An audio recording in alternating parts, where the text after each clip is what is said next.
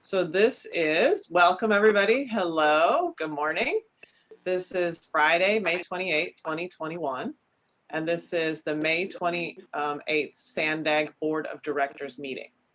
So before we get started, I would like to ask our interpreter, Carlos, to introduce himself and to walk us through how to access our interpretation services for today's meeting. Carlos? Thank you, Chair Blakespear. We do have interpretation available. To use the feature, please scroll to the bottom of the Zoom screen where your meeting controls are, then click on the interpretation icon and select English as your language. If you are joining through the Zoom mobile app on a cell phone, tablet, etc., please press the ellipsis, the three dots, then interpretation, and then choose your language. Finally, click on mute original audio to not hear the original Spanish flow in the background. Buenos días, se contará con servicio de interpretación simultánea al español. Para hacer uso del mismo, por favor desplácese a la parte inferior de la pantalla de Zoom donde aparecen sus controles. Haga clic en el icono de interpretación, parece un globo terráqueo y seleccione Spanish o español. Si está utilizando la aplicación móvil de Zoom, celular, tableta, etc., presione los puntos suspensivos, luego interpretación y luego el idioma. Por último, si no desea escuchar el audio original en inglés en el fondo, por favor seleccione Mute Original Audio o silenciar audio original. Thank you, Chair. Okay, thank you very much. So I invite you to join me in the Pledge of Allegiance.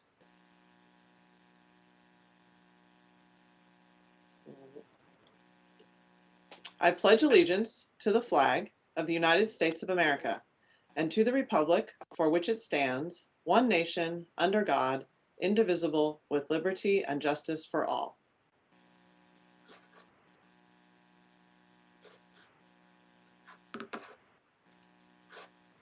All right, next we have our executive director's report from Hassan. Thank you, Chair Blakespear, Vice Chair Mayor Gloria, Second Vice Chair Stola Solis, board members, good morning to you. It is an exciting day for us here at SANDAG, and you're gonna hear why very shortly. But first, let me update you on a few things. First, I would like to acknowledge the terrible events that took place at a rail yard at San Jose earlier this week. I was shocked and saddened to hear about yet another mass shooting in our country. These victims were just doing their jobs, dedicated to helping others by ensuring transit operates smoothly. My heart goes out to our transit brothers and sisters in San Jose and all of the friends and families of the victims.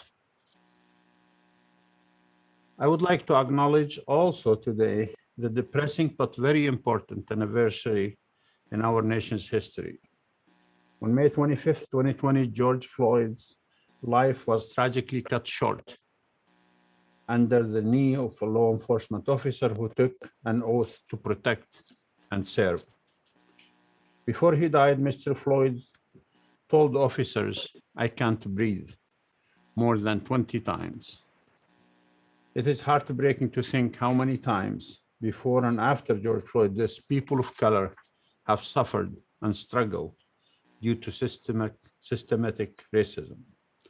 While we are not responsible for the color of our skin, we are responsible for how we treat people. All people, no matter their race, religion, gender, orientation, or ability.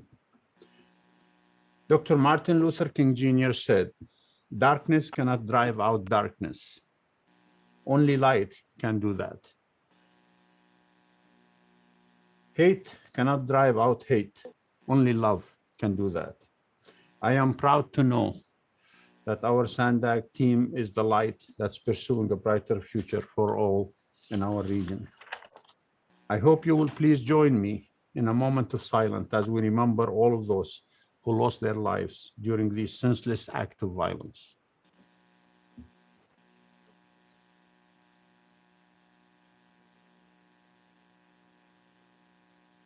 Thank you. Let me update you on a couple of important projects. On a brighter note, earlier this week, our team celebrated the opening of the Ross Creek Bikeway in the city of San Diego. Our chair and vice chair opened that project The completion of its bikeway fill a 2-mile gap in the regional bikeway system. This will serve one of the most heavily traveled bike corridors in the region, linking large employment centers such as Sorrento Valley and downtown San Diego. Together, the project helped create a complete corridor along Ross Canyon, where people can choose to travel safely by way of a different modes of transportation, including bike, trains, cars, and nearly completed trolley. Congratulations to the team for bringing this important project to life.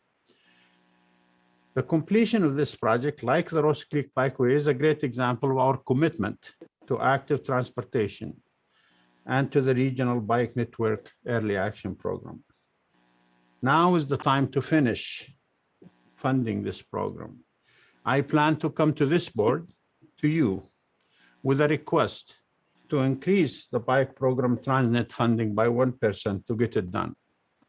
I also plan to come to this board before the August recess to request a budget amendment so that we can create a new pilot program to advance social equity in a meaningful way.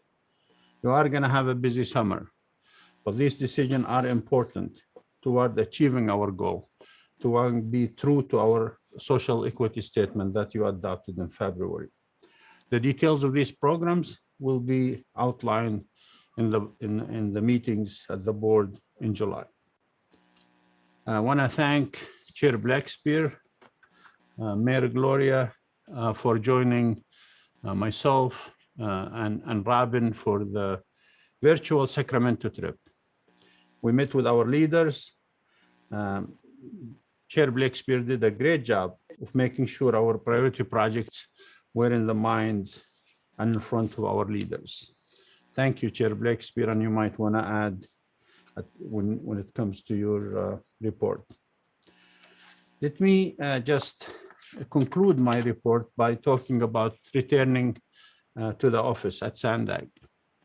As we approach a full state reopening on June 15th, I want to say again how proud I am of how our team adapted to the remote work environment during the 14 months of the pandemic. I want to thank you for adapting. The Sandag management team will officially be back in the office starting Tuesday, June 1st, following the Memorial Day holiday. The rest of the staff will be back gradually starting July 15th and fully by September 7th. We also planning to resume our in-person board and PAC meetings in September after the August recess. Between now and the end of the August, we'll get the boardroom ready. I just want you to know ahead of time that we are not equipped to have hybrid meetings. So plan on the first meeting in September to be back in the office. And Madam Chair, that concludes my report. Thank you very much. Okay, well, thank you very much, Hassan, for that report.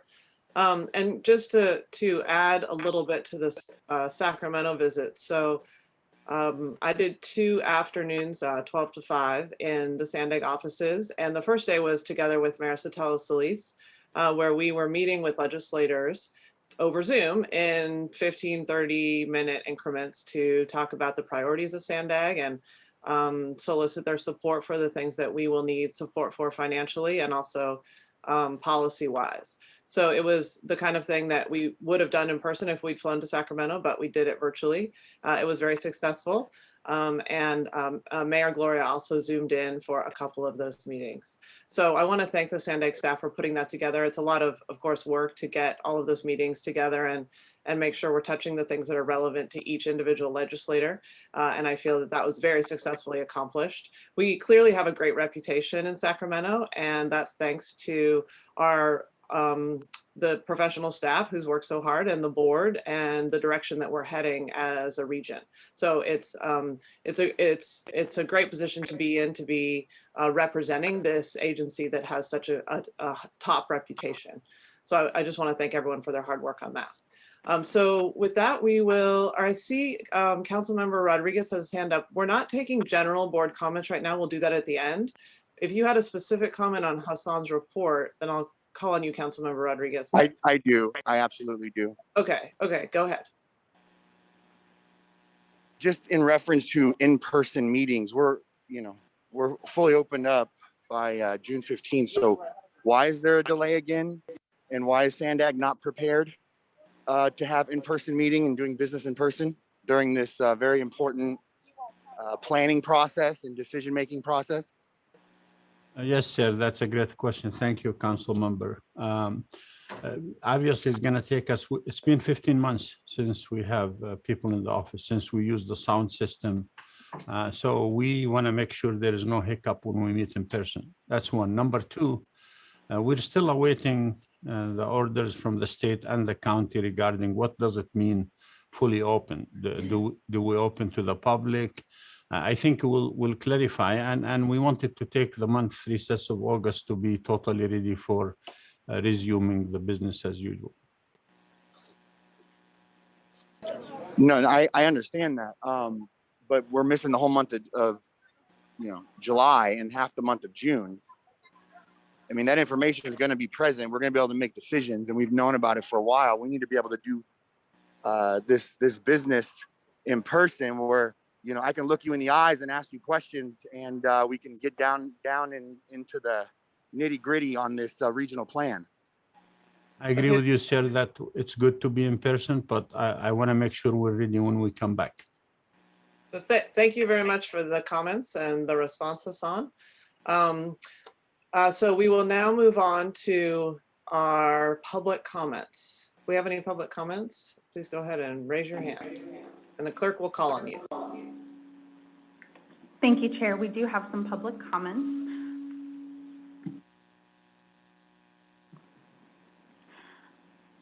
First, I'm going to go to, there's somebody with the phone that says Galaxy S9. I apologize, I'm not sure what your name is. I'll unmute you to speak first, and that person will be followed by Mike Bullock.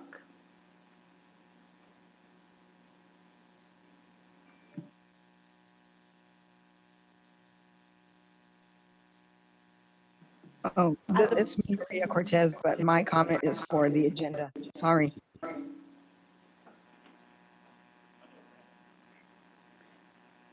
Okay, thank you. We'll come back to you. Next will be Mike Bullock, who will be followed by Miguel Aguirre.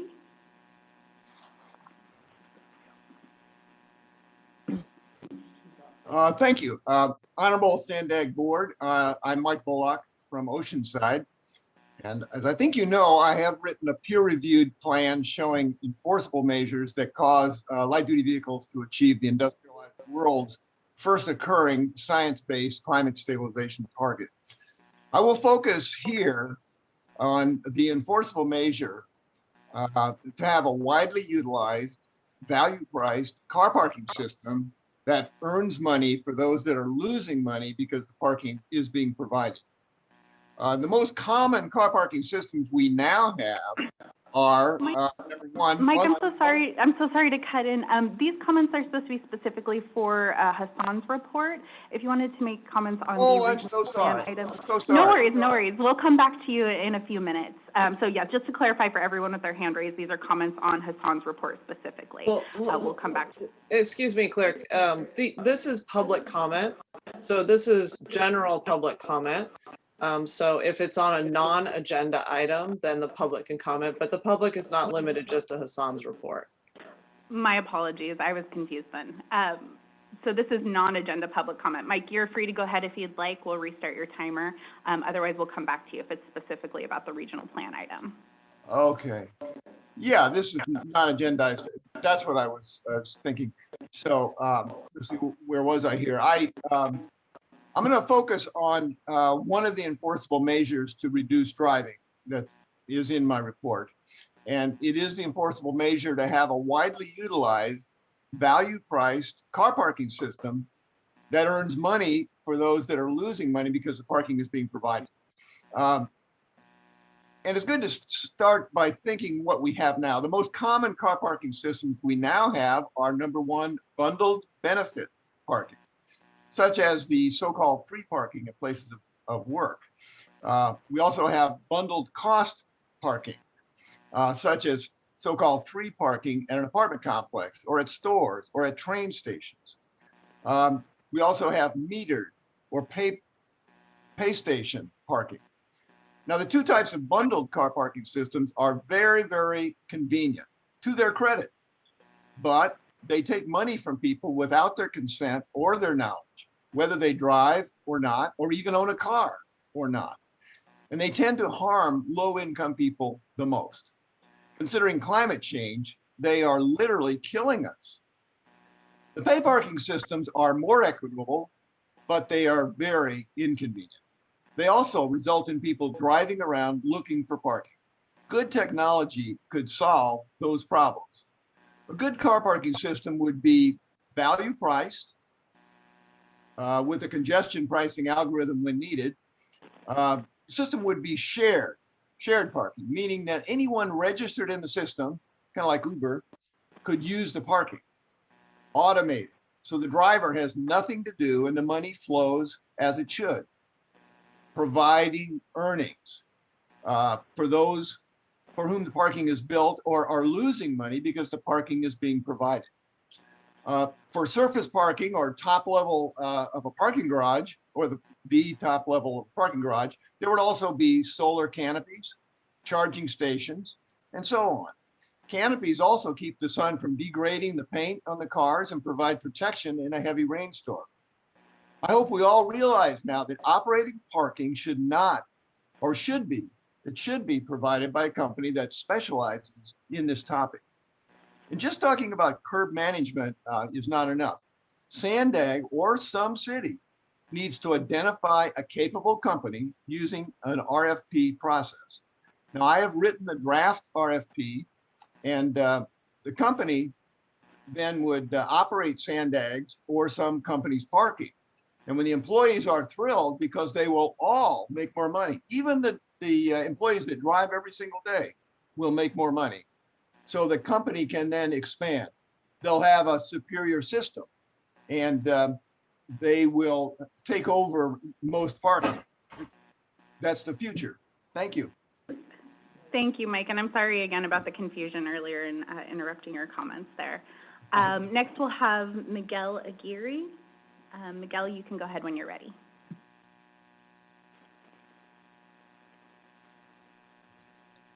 Yes, good morning, everybody, and happy Friday. Yesterday's UT Sandag article points out how California's population has declined 2 years in a row, how San Diego's home prices surge with little affordable housing relief in sight, and how Sandag's original population forecast of 4.5 million by 2050 has been drastically reduced to 3.7 million.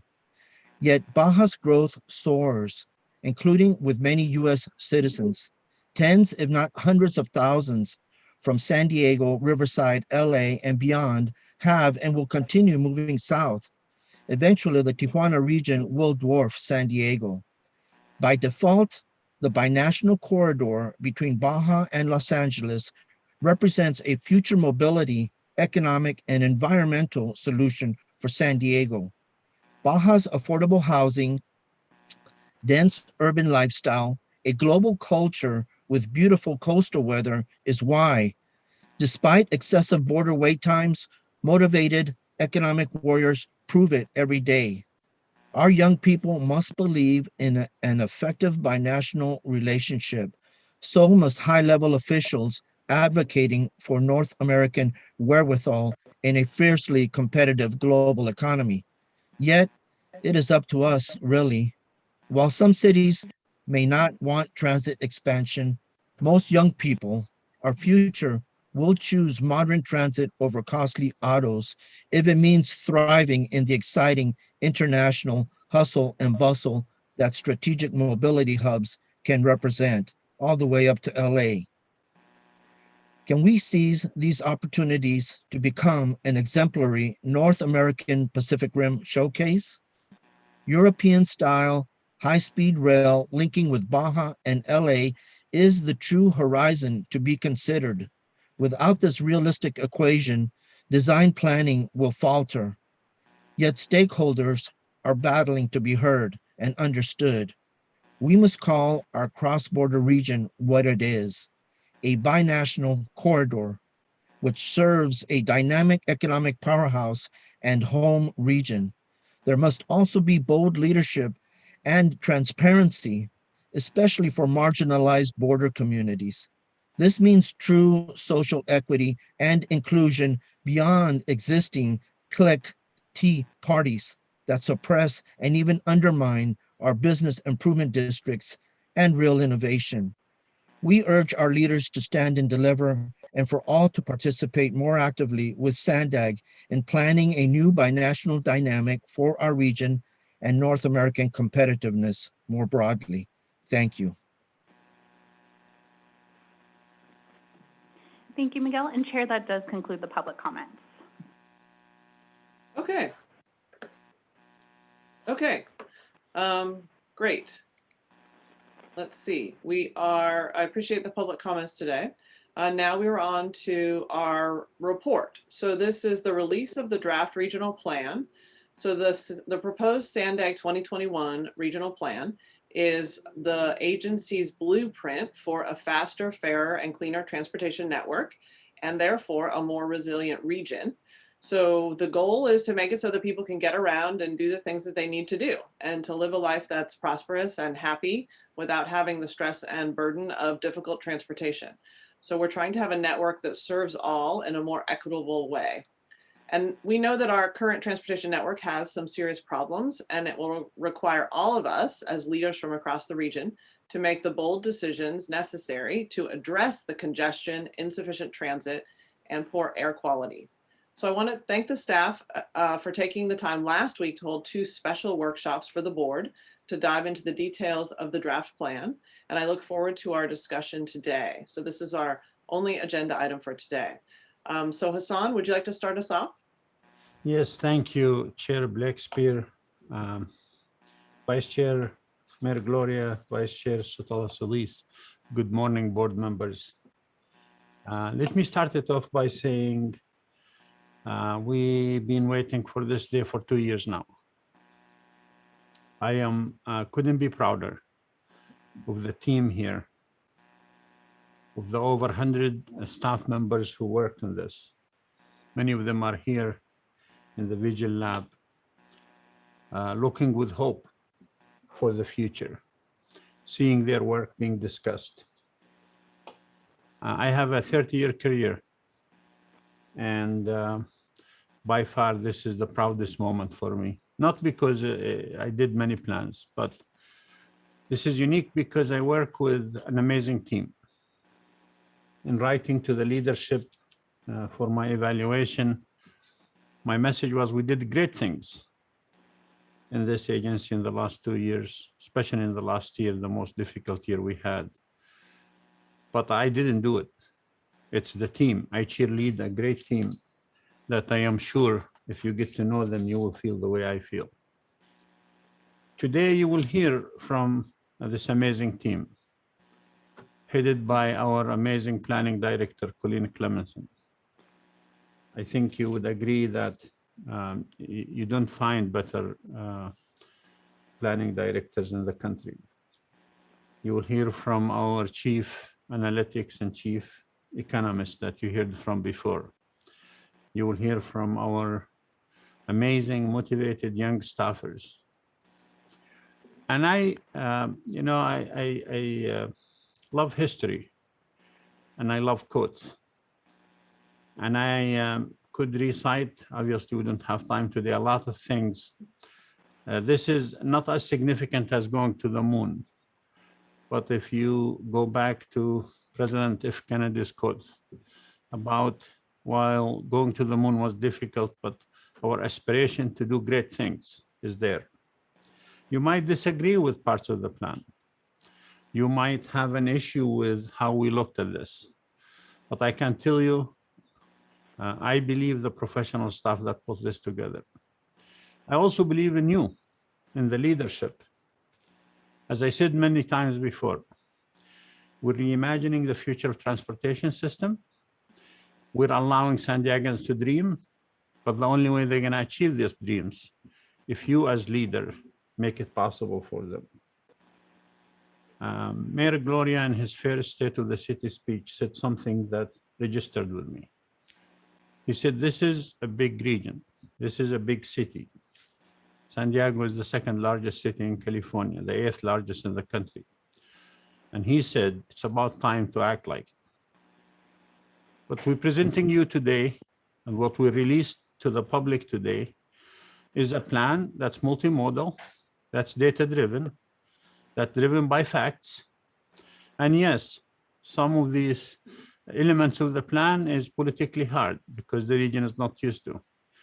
But again, I can tell you as your executive director that you are on discussing an amazing piece of work.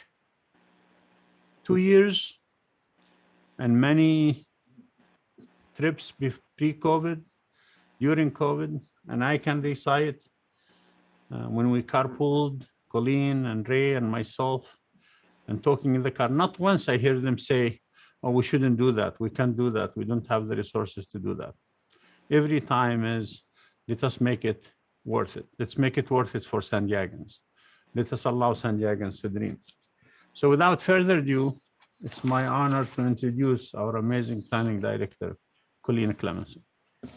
And wait, hold on a second, Colleen. So before you start, we have our supervisor has to leave and she would like to make her comments before she departs. So I would just like to make, or one of the two supervisors. So I would like to give Vice Chair Supervisor Nora Vargas the chance to say her comments. Thank you so much, Chair Blixer, and thank you everyone for the opportunity. Nora Vargas, Vice Chair of the San Diego County Board of Supervisors, proudly representing the residents of District 1, which is nested in South County, and have the pleasure and the honor of serving as the Chair of the Transportation Committee. And I'm so pleased to see such a robust vision for equitable transit investment in our region being presented today.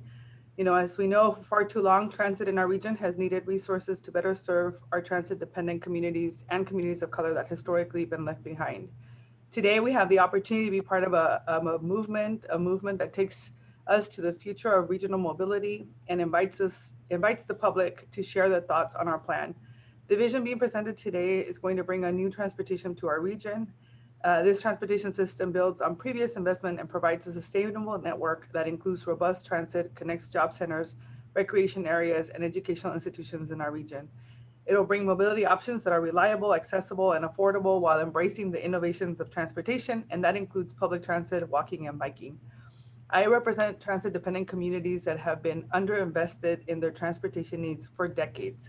Our communities have been asking for a vision like this for far too long, and the investments necessary needed to robust and ongoing community engagement is what we need. This plan was built with our communities in mind. We thought about how people will get to work, from soccer practice to being able to go visit their families far away. How will we've thought about how people will walk through their communities, et cetera. These are the things that SANDAG and the board have thought about. And we are here today at a major milestone for the future of our region. The plan is ready for input and the time to act is now. It is up to all of us, not only my colleagues on the dais, but our entire communities to provide feedback on what the future of San Diego should look like. How we will move around the region depends on the public's voices. So this is a really proud moment for me personally. I know how much this will change our quality of life, provide opportunities for good paying jobs for our residents, and create an infrastructure system that will support equity, options, and growth. I am so excited that this plan looks to the future and the necessary investment our region needs. Thank you very much, Chair Blixer. Well, thank you. And now we will return to Colleen. Thank you. Good morning, Chair Blakespear, Vice Chair Gloria, Second Vice Chair Satella Solis, and SANDAG board members. On behalf of the entire SANDAG team, I want to thank you for providing us the extra time to reimagine this region's future and to do it in a way that has never been done before. We have completely reinvented how regional plans are created. For the last 3 decades, we've based our plans on a set of predetermined transportation projects, some of them envisioned in the 1960s. For the first time ever, we used data to determine our transportation needs and applied the latest innovations in technology to address the needs. This kind of opportunity comes only once in a generation. We've been at this now for 26 months, and we've developed a transformational plan that we are so proud of. And I am so proud of this Sandag team. It's truly a proud mama moment for me. This plan presents a transportation system that's faster. It manages congestion and builds a system with compelling options to driving, and it really ties all our unique communities together. It's fairer. It provides new opportunities for the most disadvantaged communities in this region, providing better access to jobs and higher education and quality healthcare.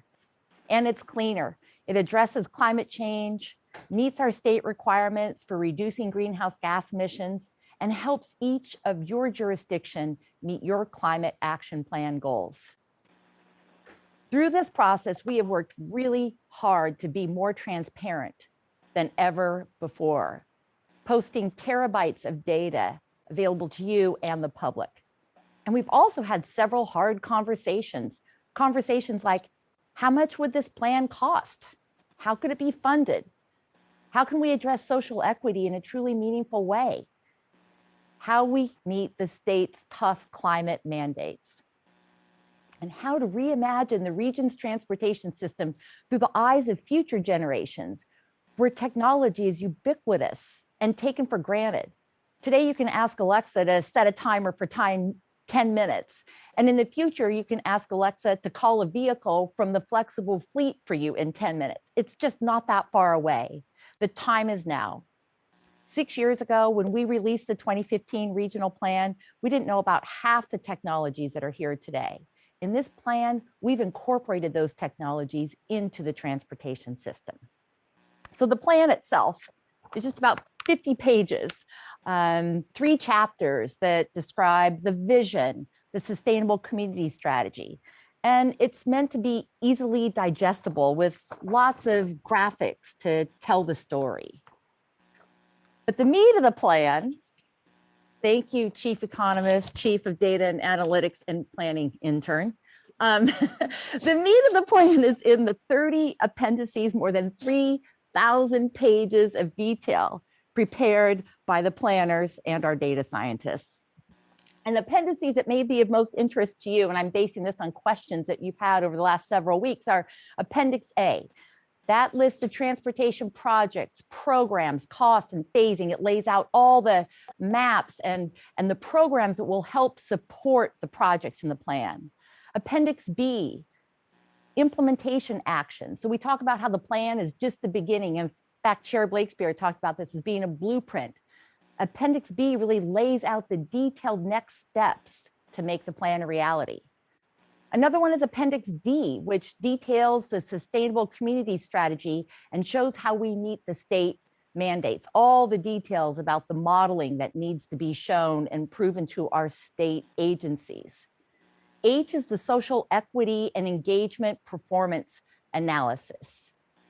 T shows the detailed performance for the entire system, where you can find information on how many people will have access to high quality transit as the plan is implemented, or the percent of residents within 15 minutes of a park, or residents within 15 minutes of Tier 1 employment centers.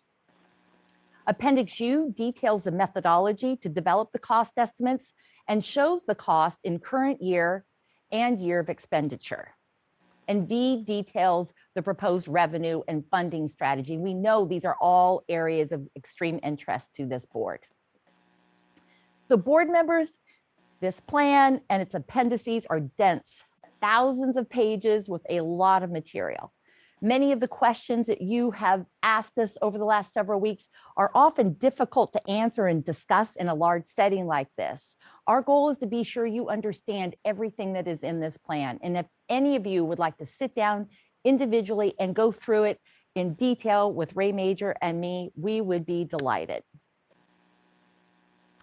The draft 2021 regional plan will be available for public review and comment through July 30th.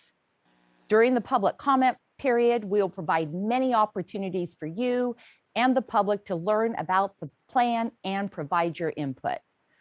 Virtual public open house events are being planned for June, And there are 2 virtual public hearings planned at the meetings of the Transportation Committee and this Board of Directors in July. SANDAG is partnering with community-based organizations to provide additional opportunities for residents to weigh in on the draft plan, and comments will be accepted through an online comment form, email, voicemail, even fax or mailed written comments to the SANDAG offices. All of the event and commenting information is available on our SANDAG website. This summer, the draft environmental impact report will be released for public review.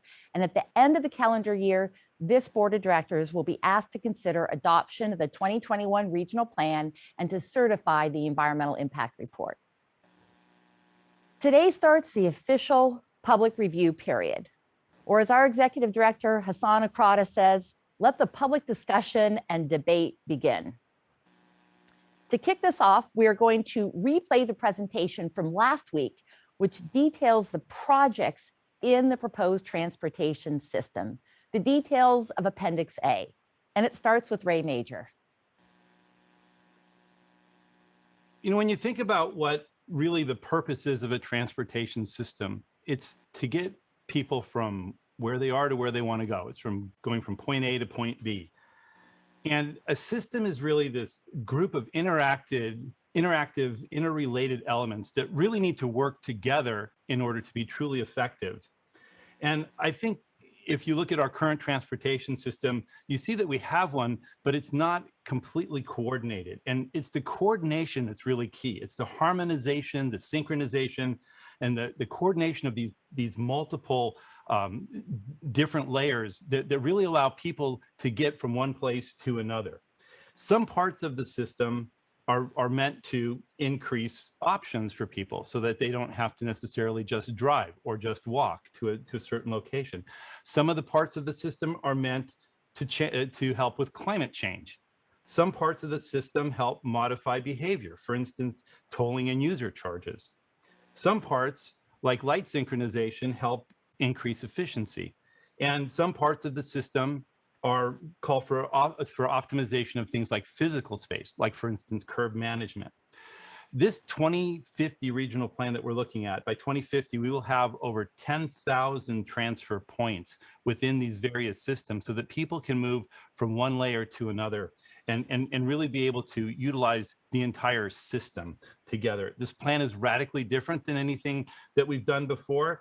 And we finally are using technology really to overlay the whole thing to ensure that it works.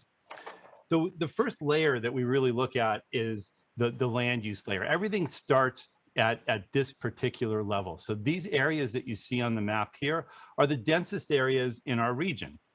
And we've referred to these as mobility hubs in some cases. And these are the areas that have the densest population and businesses. And we use the Sustainable Communities forecast when we take a look at what's going to happen in terms of growth in the future. These land uses are really densifications of the urban core that we're looking at.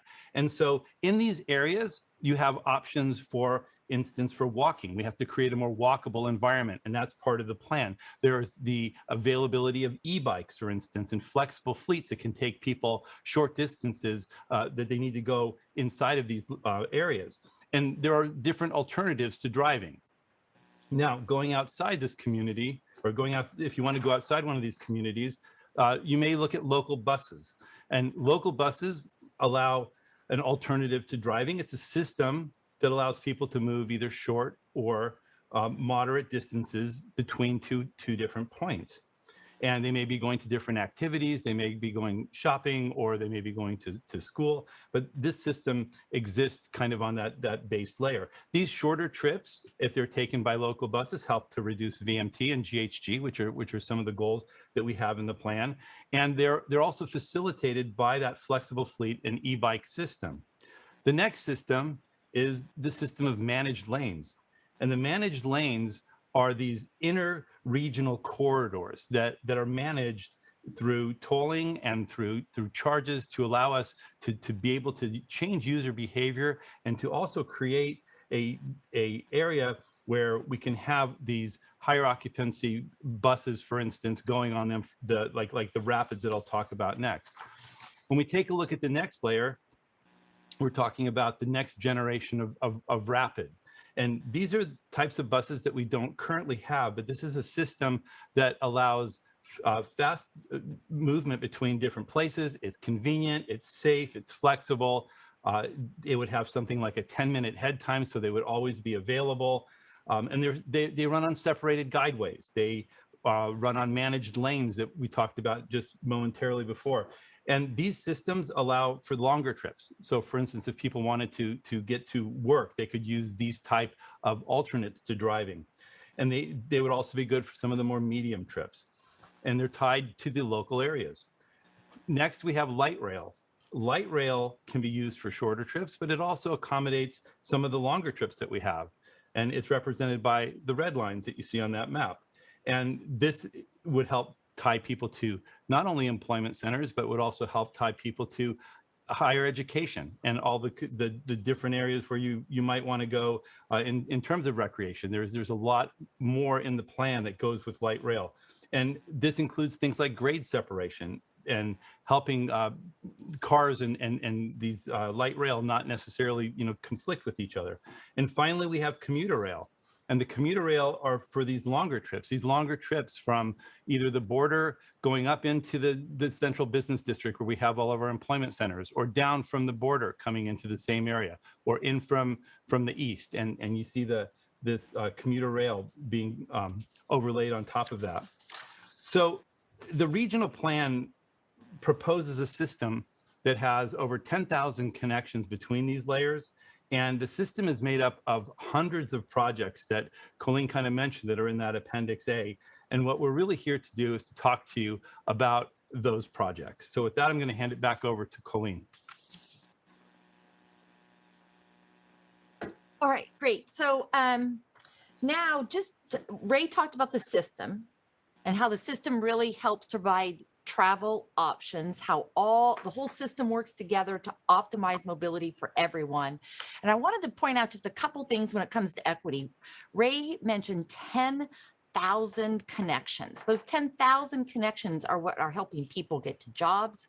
Those connections are helping people get to higher education, to quality health care. And that's really important for upward mobility when it comes to equity. Also, travel options so that we're reducing greenhouse gas emissions, and the improvements in the local communities. So the improvements in mobility hubs to make our communities more walkable, to make our communities more bikeable, that they're pleasant and safe places to be for those short trips, whether we're walking to school or for our basic needs. So what we're going to do now is we are going to have presentations from 3 or 4 of our team members to dig into the various subregions. And I want to start by just showing you a map that's included in Appendix A. And this explains how everything is organized. And so, Phil, if you can go to the next slide here, we have a map, the slide after that. This map shows the 11 corridors in the San Diego region. And there are multiple projects within each of these corridors. And these projects include the specifics on managed lanes and whether it's a connector connecting one freeway to another, or the managed lane to the next managed lane for that fully connected system, all the transit lines, all the improvements that we're talking about for active transportation. And if you go to the next slide, Phil, that lays out everything we're talking about here: active transportation, connection, the connectors, what's happening on the rural corridors, goods movement. And this is really the opportunity for all of you to ask questions about the improvements in your specific communities, in your districts, in your cities. So the next slide. And this is where we're going to get into the sub-regional presentations. And we are going to start with a presentation from Brian Lane. And he's going to go through some of the details in the North County sub-region. And I guess I should also point out that there are more than 500 listings in here Today, we're going to attempt to get through maybe a quarter of those, and we fully expect all of you to ask any questions that you have about anything that either we haven't mentioned, or you want clarity on something that one of the planners mentioned, or you've had a chance to peruse Appendix A and you have any questions about what's in here. This is the time to do that. So with that, I'll turn it over to Brian.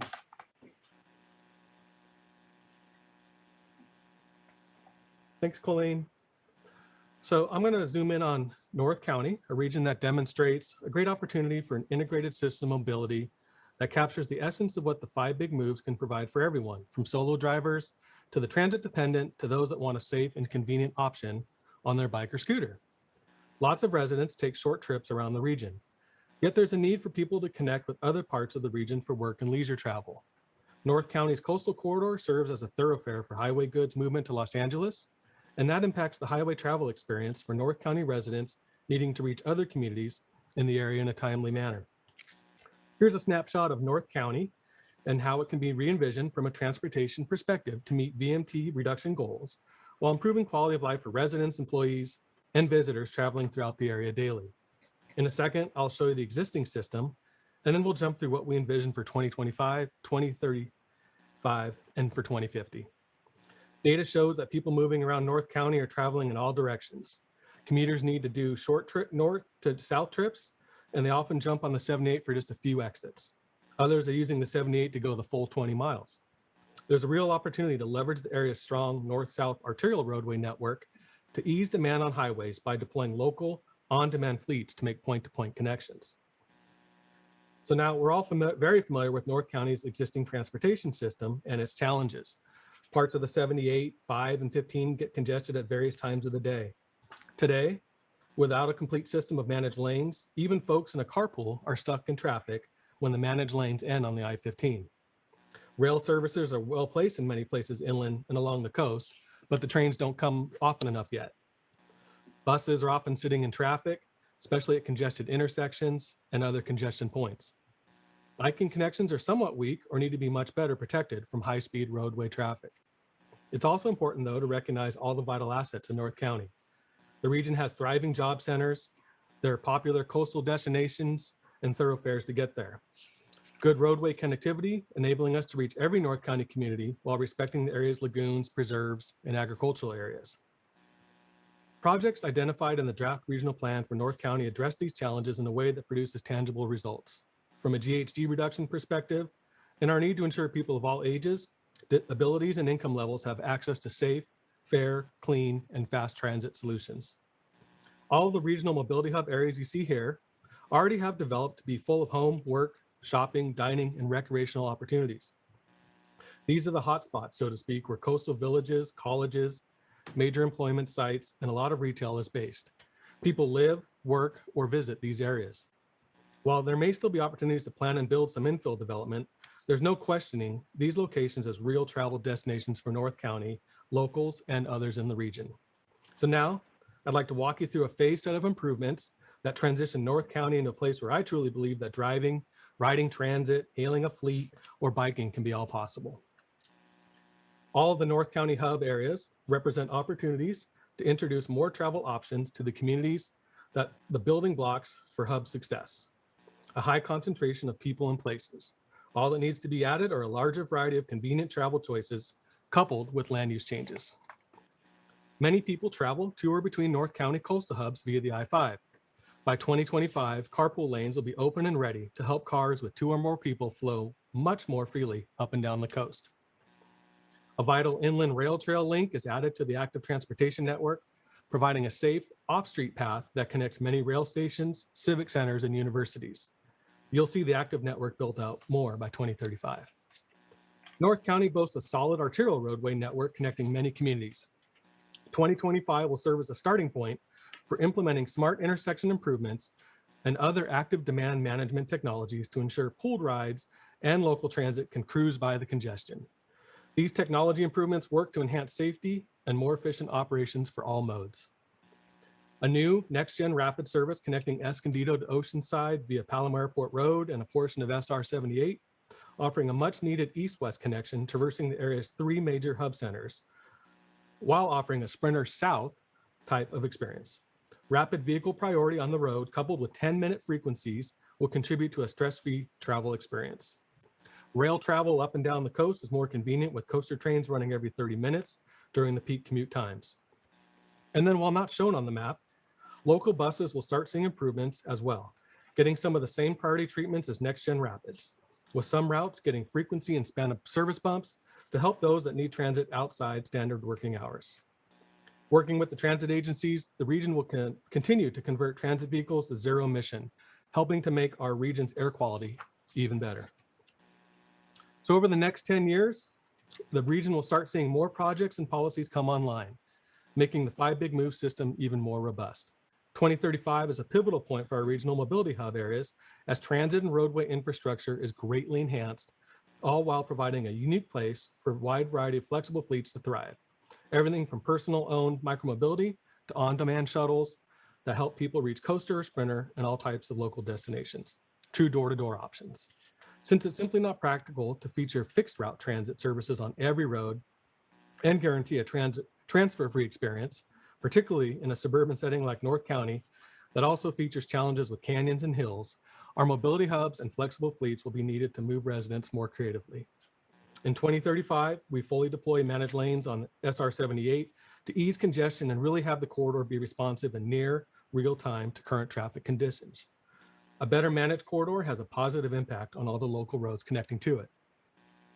Freeway and managed lanes connectors offer a much smoother, congestion-free transition between the 78 in both directions on the 5 and 15. Completed inland rail trail between Oceanside to Escondido and everywhere in between, really allowing for residents to use their bikes for commutes, errands, and for fun.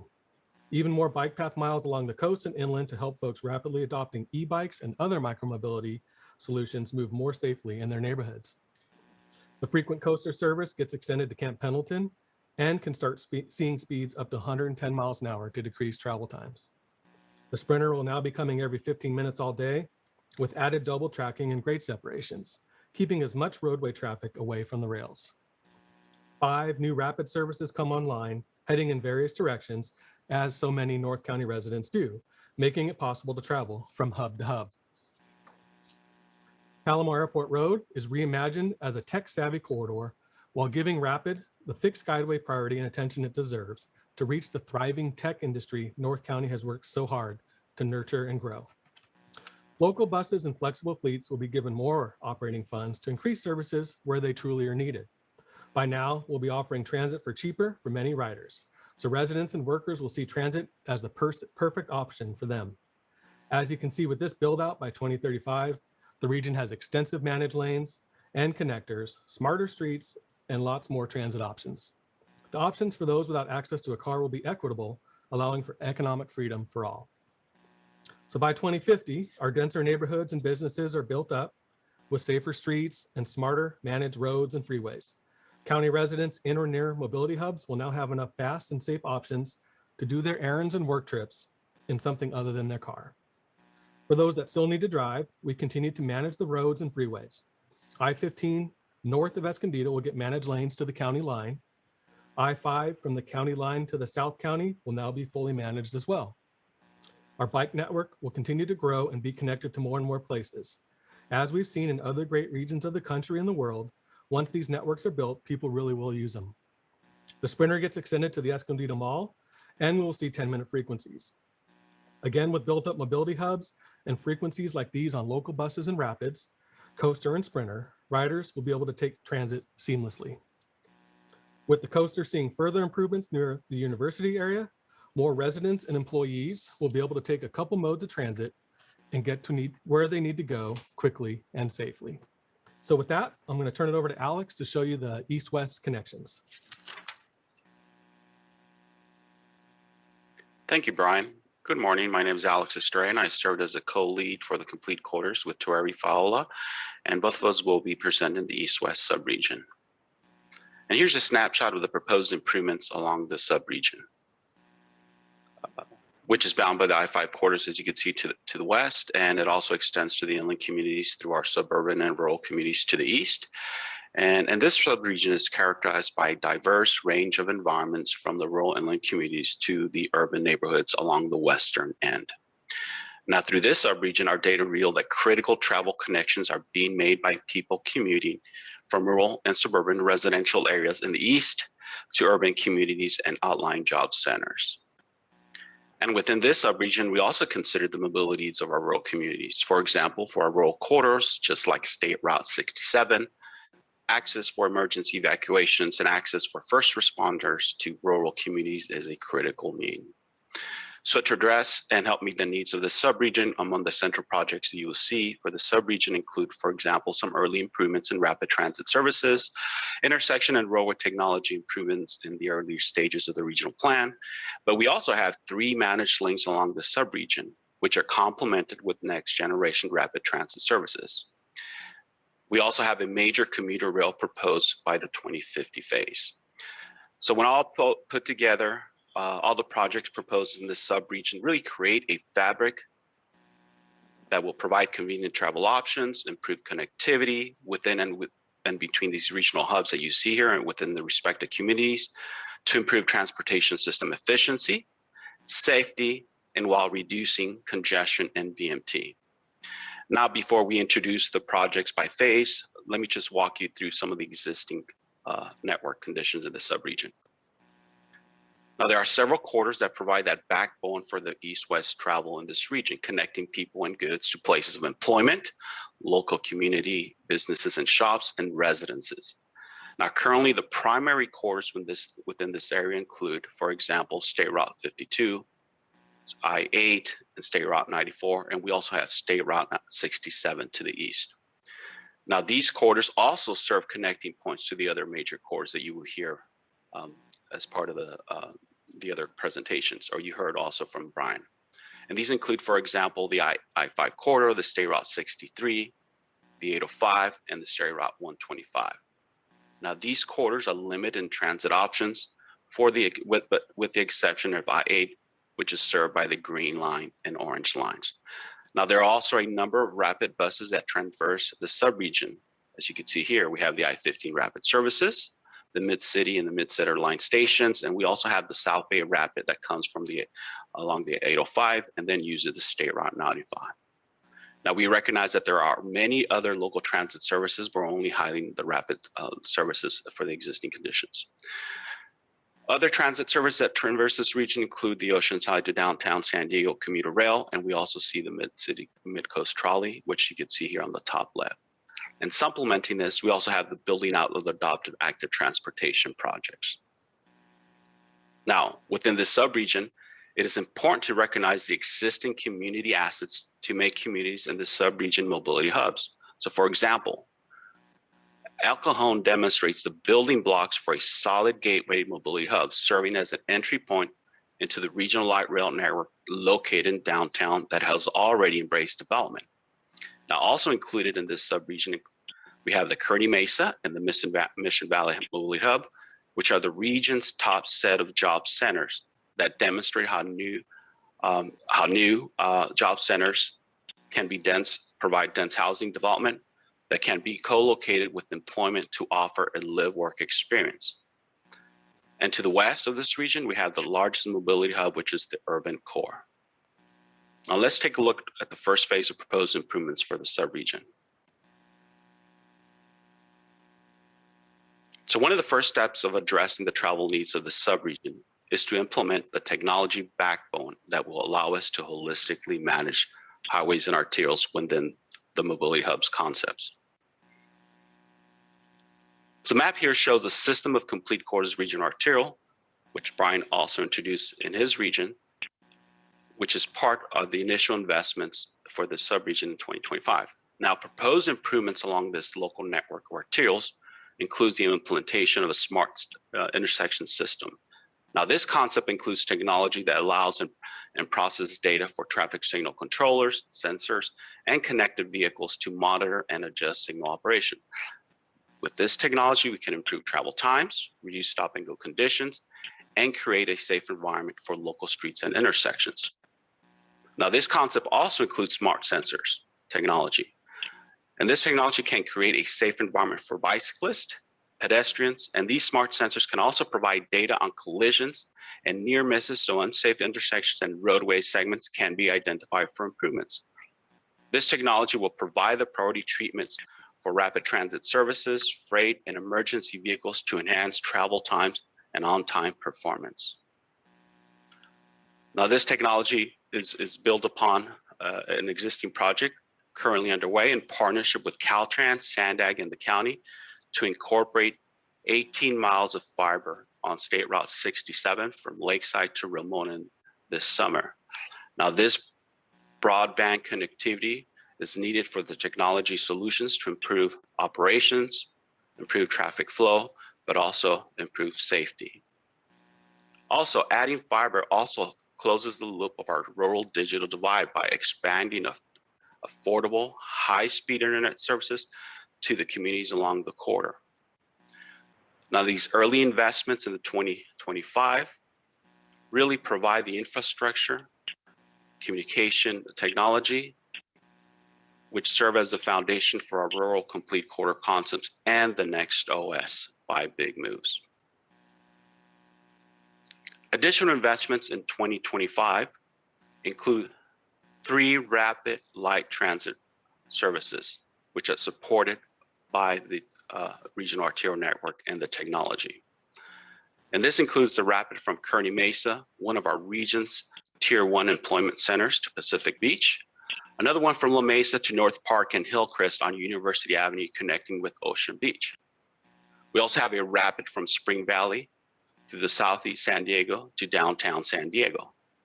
Now, these routes serve our low-income communities, providing much needed connection to our neighborhood schools, our parks, the beach, medical facilities, and jobs. Other noted proposed transit projects that traverse this region include upgrades to our commuter services. This includes the coaster and the Pacific Surfliner that traverse this region within the Gaslamp as well area. Now, supplementing this list of projects includes providing the missing links to our active transportation network projects for the San Diego River Trail or the Pershing Drive Bikeway. Now I'm going to turn it over to Tuari, and she's going to walk us through the proposed investments for the 2035 and 2050 phase. Thanks, Alex. So Brian spoke earlier about 2035 being a pivotal point in our region's mobility, and that's certainly the case here. The new complete corridor investments start with the development of managed lanes. A core part of the managed lanes network is technology that makes our corridors smart and responsive to real-time conditions.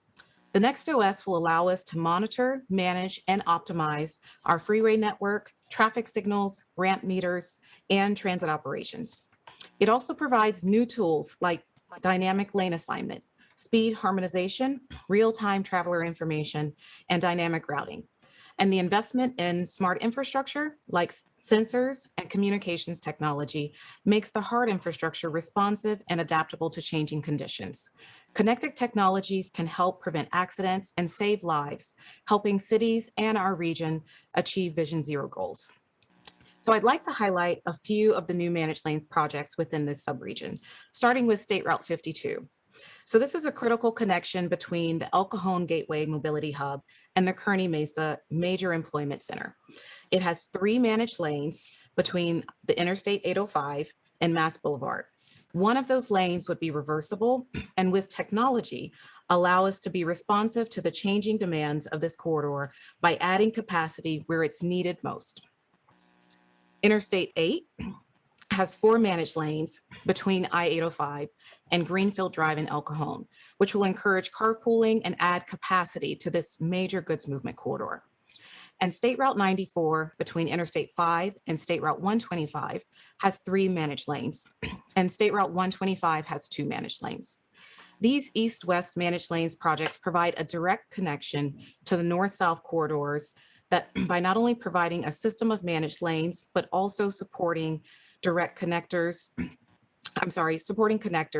and direct access ramps for transit to connect suburban and the rural parts of our county to major medical campuses, key employment centers, and universities and more. So these corridors with the complete corridors arterial network that you heard Alex talk about earlier provide improved access for east-west travel within our region and improve connections for State Route 67 that's shown here on the map in green. This has shoulder widening and straightening projects that are proposed for 2035 between Mapleview and Dye Road. And there are multiple rapid routes proposed for 2035 in this subregion.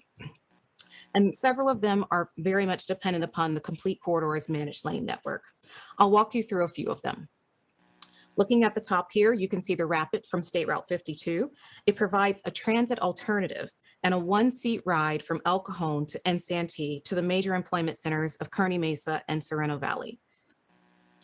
Key to the success of this route are the mobility hub features, which make taking transit easier with investments in car share, ride share, microtransit, as well as park and ride facilities at anchor transit stations, as well as much more, all while working with local jurisdictions on these mobility improvements. And by 2035, the rapid that Alex spoke to you about earlier that serves our low income and communities of color from Spring Valley to the east through Southeast San Diego to the west, all the way to downtown, will be improved to have dedicated lanes to prioritize transit for this corridor. And rapid services will continue to supplement those east-west routes, providing localized travel and connection to San Diego State University, as you can see in the middle of the map, traveling along Euclid Avenue, 54th, and College Avenue. And there's an additional East County new line that will have a new rapid that connects from El Cajon all the way down to South Bay and the border. So the expansion of the rapid network is supported by improvements to the two existing light rail lines, the orange and the green lines, by adding double and triple tracking and grade separations to these light rail lines, not to mention the improved connections to all of the other major transit investments, as you can see with the purple commuter rail line here shown, or our low sand corridor. And even more of the adopted bike network gets built out by 2035, such as the full on-street connection for the San Diego River Trail between State Route 52 and Interstate 8, and the Center City project from La Mesa to Encanto. And these connections will allow people to safely bike to work, bike for leisure, or to school between communities such as La Mesa, Lemon Grove, and Encanto. So moving further east within the subregion, there are proposed additional improvements on the rural corridors, which include widening of shoulders to create median buffers or turning lanes to allow emergency responders rapid access. There are also curve warning and speed feedback signs to improve safety, the implementation of lane assignment and routing to provide rapid access and greater capacity, and better travel information for roadway conditions or emergency notifications. So now let's move into 2050. Much of the east-west managed lanes network and connectors are built out in 2035. But the additional managed lane segments and supporting connectors along State Route 52 and Interstate 8 west of I-805 are proposed for 2050, along with the remaining northern segment of State Route 125.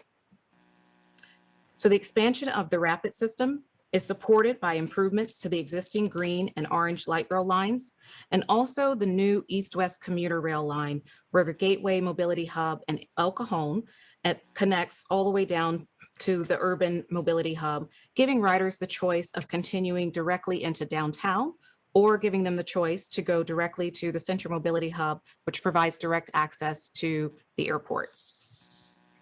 So by 2050, it's also anticipated that all of our mobility hub features, flexible fleets, and opportunities for increased land use densities within these hubs will be fully realized. And by 2050, the full build out of our adopted bike plan will be in place, supporting the mobility hubs, transit, and regional connections, completing links along corridors such as State Route 52, that one could travel from Santee to Sereno on a bike, making this truly a complete corridor. And you can see here in this next slide, the full build out of all the proposed east-west connections within the subregion. So when all of the regional plan projects are put together, you can see the proposed improvements meets the needs for east-west travel, which also does include, again, adding capacity through a system of managed lanes, some of them having reversible lanes to meet the corridor's changing demands. And these investments will provide additional travel options that are not there today, and improve connectivity within and around the mobility hubs. These projects really do continue to recognize the different mobility needs within the subregion and provide efficient transportation options for everyone. And with that, I'll now turn it over to Jennifer to talk about our South to Central subregions.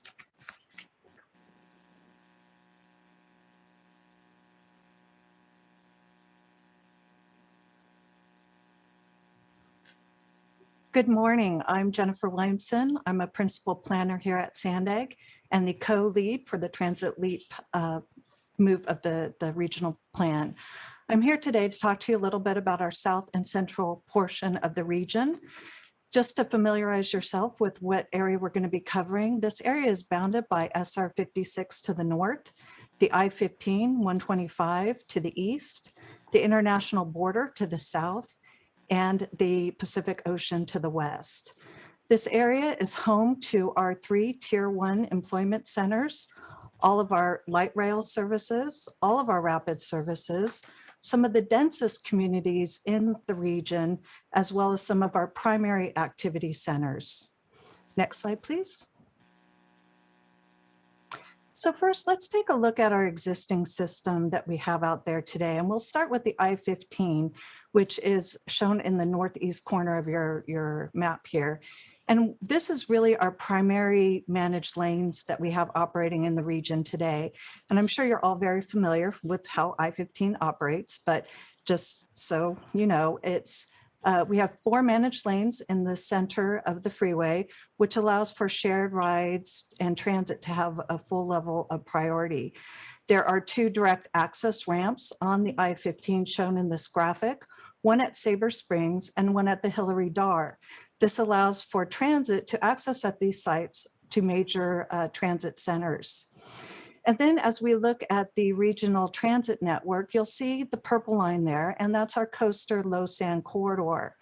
The Coaster has had extensive improvements of late, including double tracking and improvements to the Del Mar cliffs. So those are shown there in the purple. You'll see our light rail system shown in the magenta on the slide here. And as I said, this portion of our subregion includes all of our light rail lines. So you have the blue line trolley that operates from San Ysidro all the way up to Old Town today. And then very exciting, in November, it will operate all the way to University City. We also have our green line that provides connections from Old Town across Mission Valley to serve SDSU, very important university, and then over to Santee. And then finally, you'll see the orange line in the eastern portion of the sub area, which operates between downtown San Diego and El Cajon Boulevard. This really provides the primary backbone of our transit system. I mentioned that we do have our 5 rapid services in this region as well, and you'll see those identified in the map in green. So probably the key component of our existing network that you're very well familiar with is that a number of our active transportation routes are under construction right now, and they'll be in place for 2025, which will allow us to build on the active transportation network. Next slide, please. So let's talk about what's happening in 2025. If you look at the complete corridors and you look at the southeastern edge of your graphic there, you'll see that we have the addition of a new State Route 11 that will attach to the Otay Mesa border crossing. This is an essential goods movement corridor that provides a whole new access for freight and trucks to access our transit system. You'll also see that our mobility hubs come up here, and we kind of call these mobility hubs in training, if you will. The urban areas of San Diego are ripe for transportation options, and San Ysidro today largely acts as a de facto mobility hub with the exception of the land uses. We have extensive micro-mobility down at San Ysidro. We have a large number of transit options, and people are able to make short trips, medium trips, and long trips from San Ysidro today. So as you go up into the central part of the corridor, what you'll see here is that we have a connector that connects from the 125 and the 94. And if you'll recall, a couple of years ago at our board meeting, we heard that this was a very poorly designed interchange and that this connector was needed so that we allowed for free flow conditions between these two major freeways. And then finally, you'll see kind of the squiggly lines in the center of your graphic there. That's our active transportation routes. And as I said before, what we're doing in 2025 is really building off the success of the Transnet Bike Early Action Program. And you'll see here we have our Central Avenue bike lane, and we have the Pershing. Those are the dark squiggles on your map there. And those really provide a fully off-street bike lane for people of all ages and all activity levels.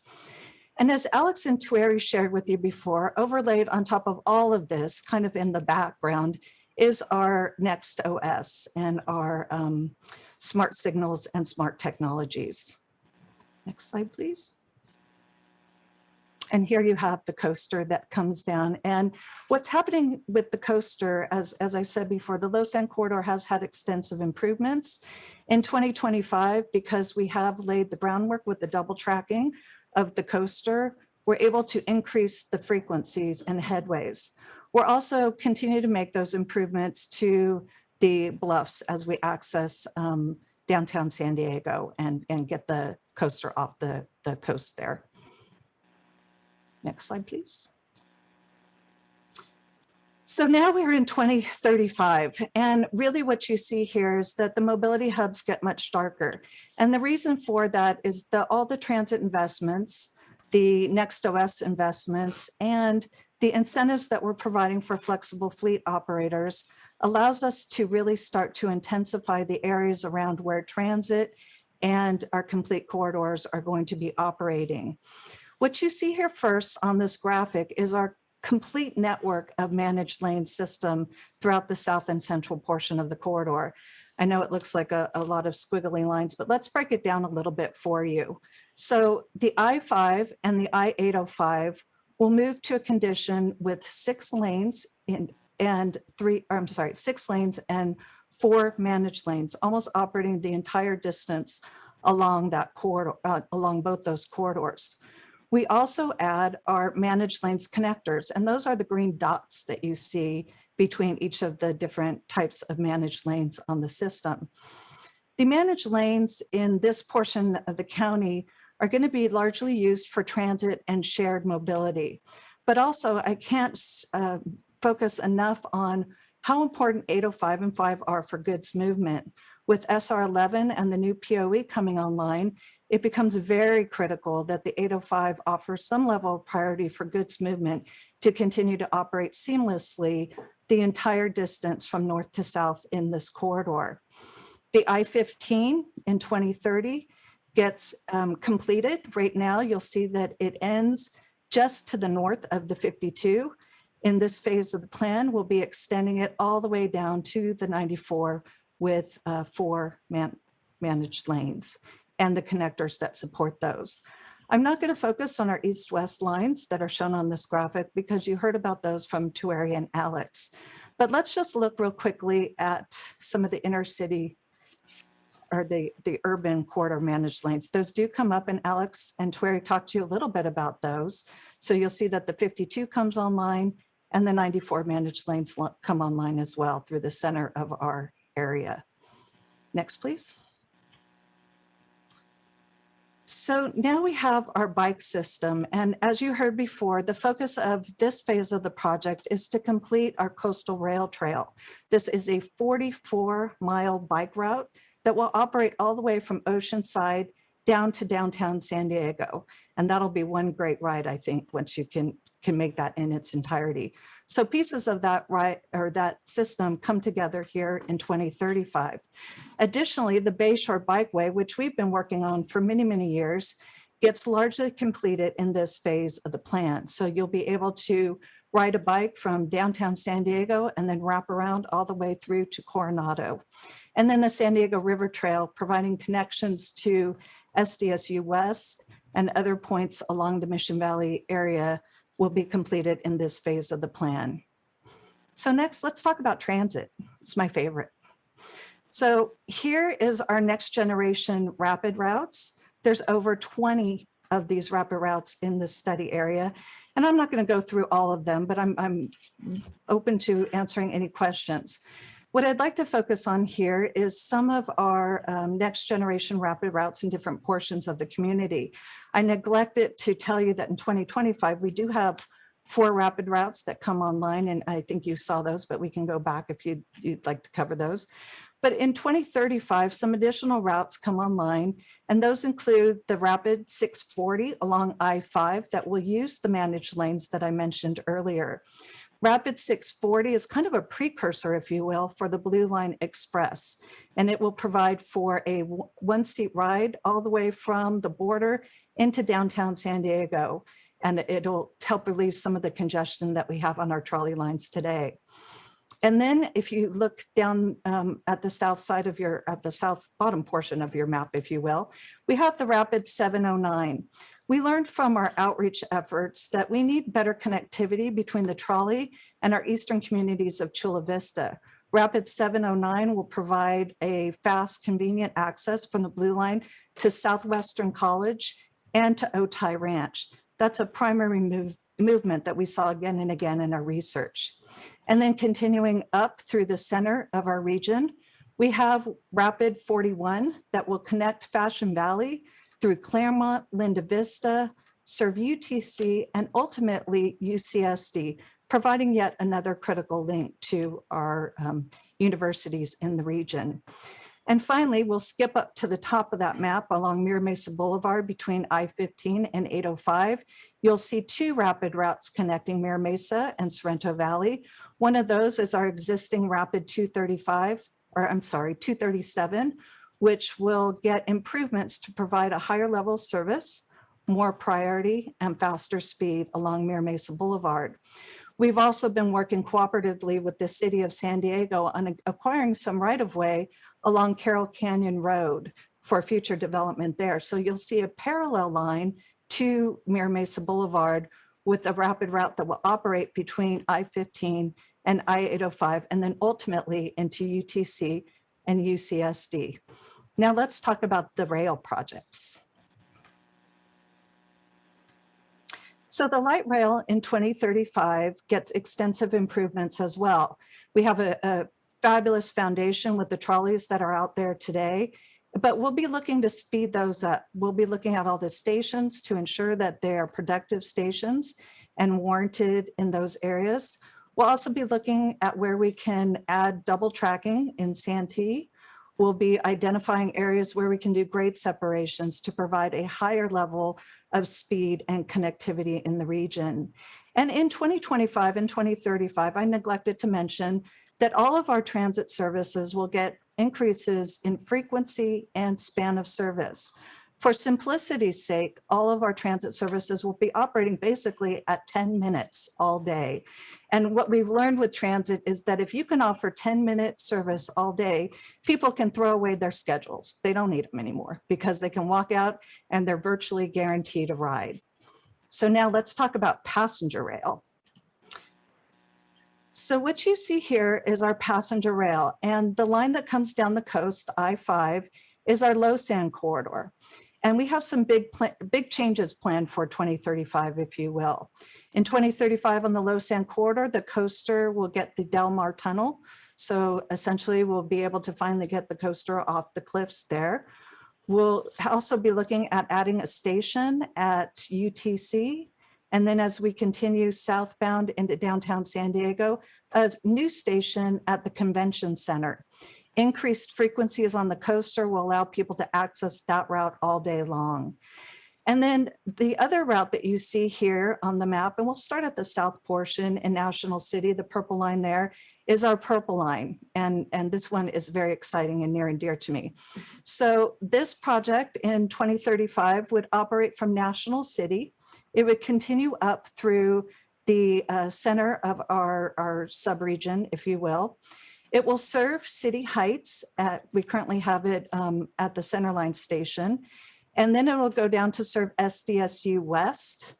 And then ultimately, it will travel over to Kearney Mesa to provide access to the the hospital centers, the Sharp and Children's Hospital Centers along 163 there, connect into the employment site of Kearney Mesa over to UTC, and then terminate in this phase of the plan at Sorrento Mesa. And let me just share with you real quickly that this graphic right here does not show the alignment traveling through to City Heights. Through subsequent analysis and study, we are encouraging and will be identifying that the route does travel through City Heights in the text of the regional plan. So with that, let's move to 2050. Oh, and I'm sorry, Phil, can you go back to 2035? I apologize, I forgot something. So, you know, I focused a lot on all the projects that are on the graphic, but there's some really good goods movement projects that I want to take a minute to highlight in this phase of the plan too. So we have the Harbor Drive 2.0 study. That's kind of a weird name, but essentially what it means is that we're doing pedestrian and goods movement on Harbor Drive to facilitate better access to our ports.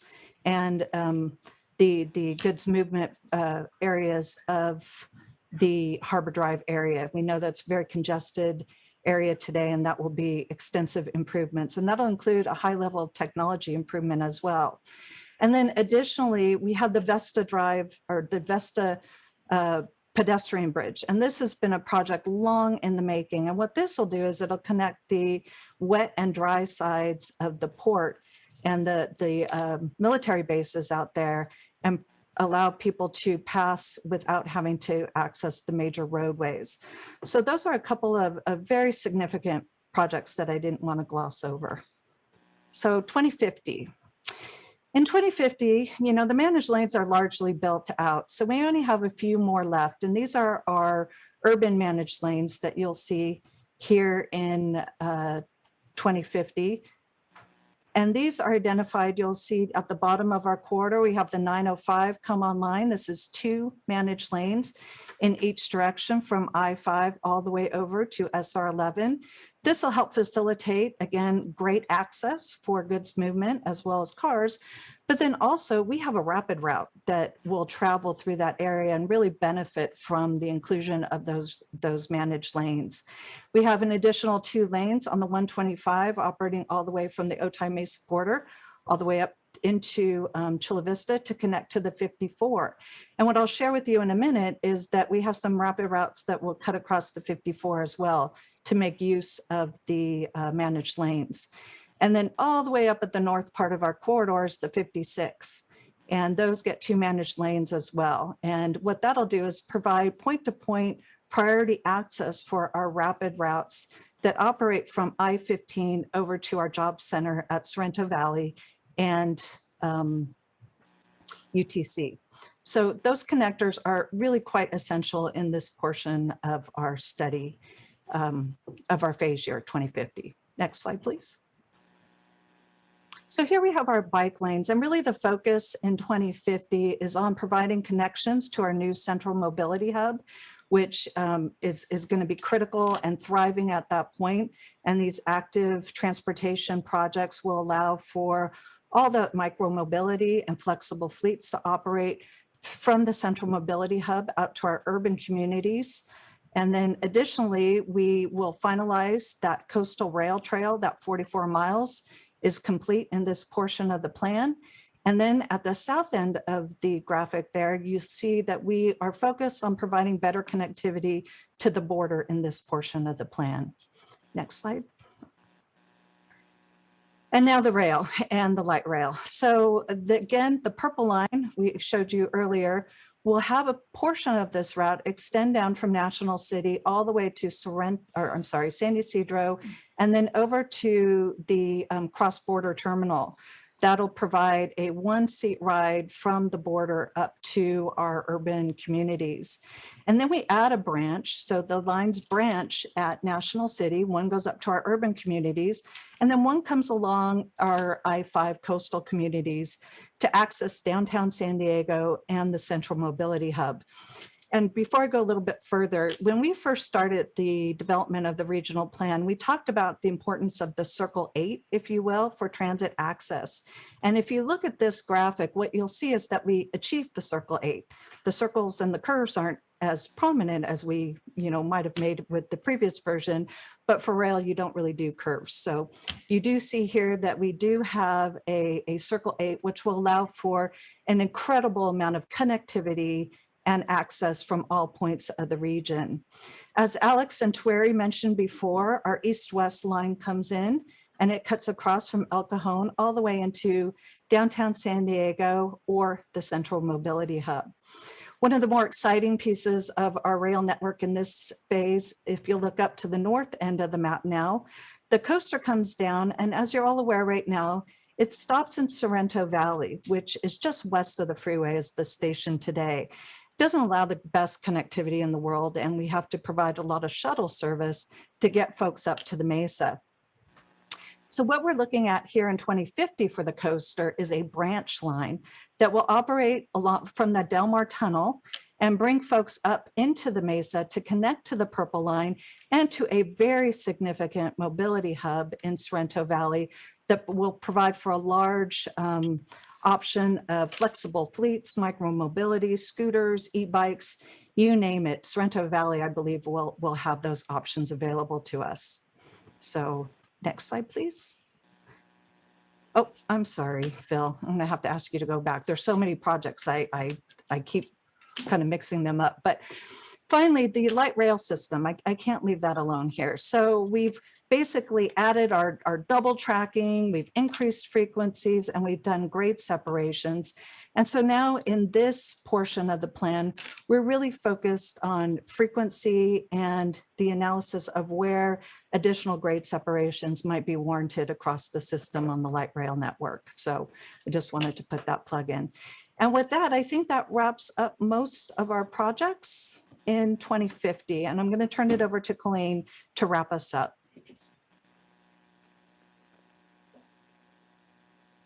Thank you. And that concludes our presentation, Chair Blakespear.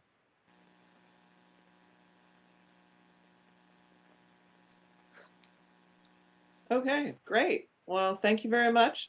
I know for some people, some of that was repetitive if you attended those workshops, but I know not all of our board members did. So I wanted to ask the clerk how many public comments we have as of now.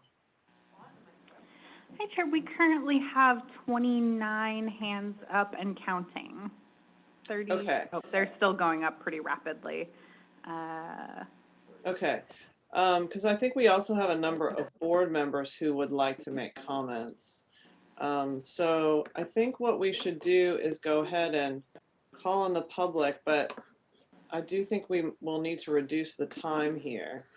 So what's the current number? And are we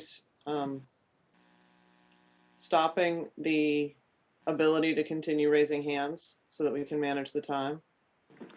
We currently have 40 hands up, Chair, and I believe that's at your discretion, although I'd probably need John to weigh in. Okay. Yes.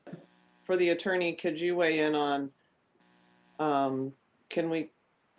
Yes, you can cut off people effectively raising their hands in order for you to determine what the appropriate amount of time is for each person to have. Okay. So let's give people that last chance now to raise your hand if you want to do it, and then let's cut it off now. And I'd like to recommend a minute and a half. So we'll cut the time in half to make sure everybody has a chance to speak and all the board members have a chance to speak. Chair, I'm sorry, but we don't have the ability to do a minute and a half. We would have to do a minute or 2 minutes. Okay, let's do 2 minutes. Let's do 2 minutes. Okay, thank you. And we have 44 hands up. Wait, I'm sorry. Before I commit to that, can you tell me the number, the final number? 44. Okay. So yeah, so we're going to be, I think it needs to be 1 minute. If we're going to leave time for board members to speak, we need to have 1 minute. So let's go ahead and proceed with the public first, and then we'll go to board members. Okay, thank you, Chair. We're going to start with Craig Jones. Craig will be followed by Carmela Munoz.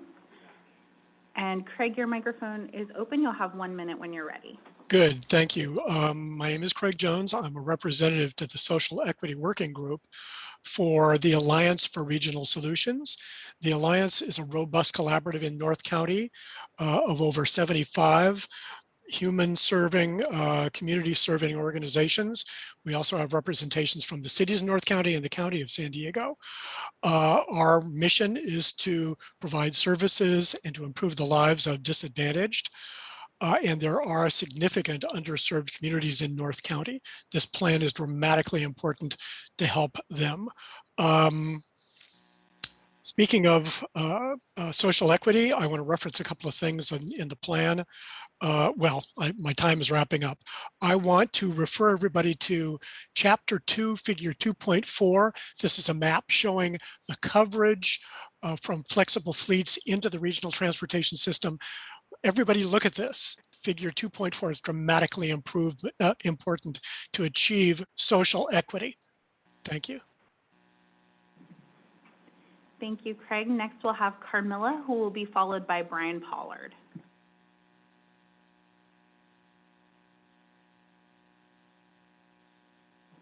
Carmilla, you're self-muted at the moment. You can start when you're ready.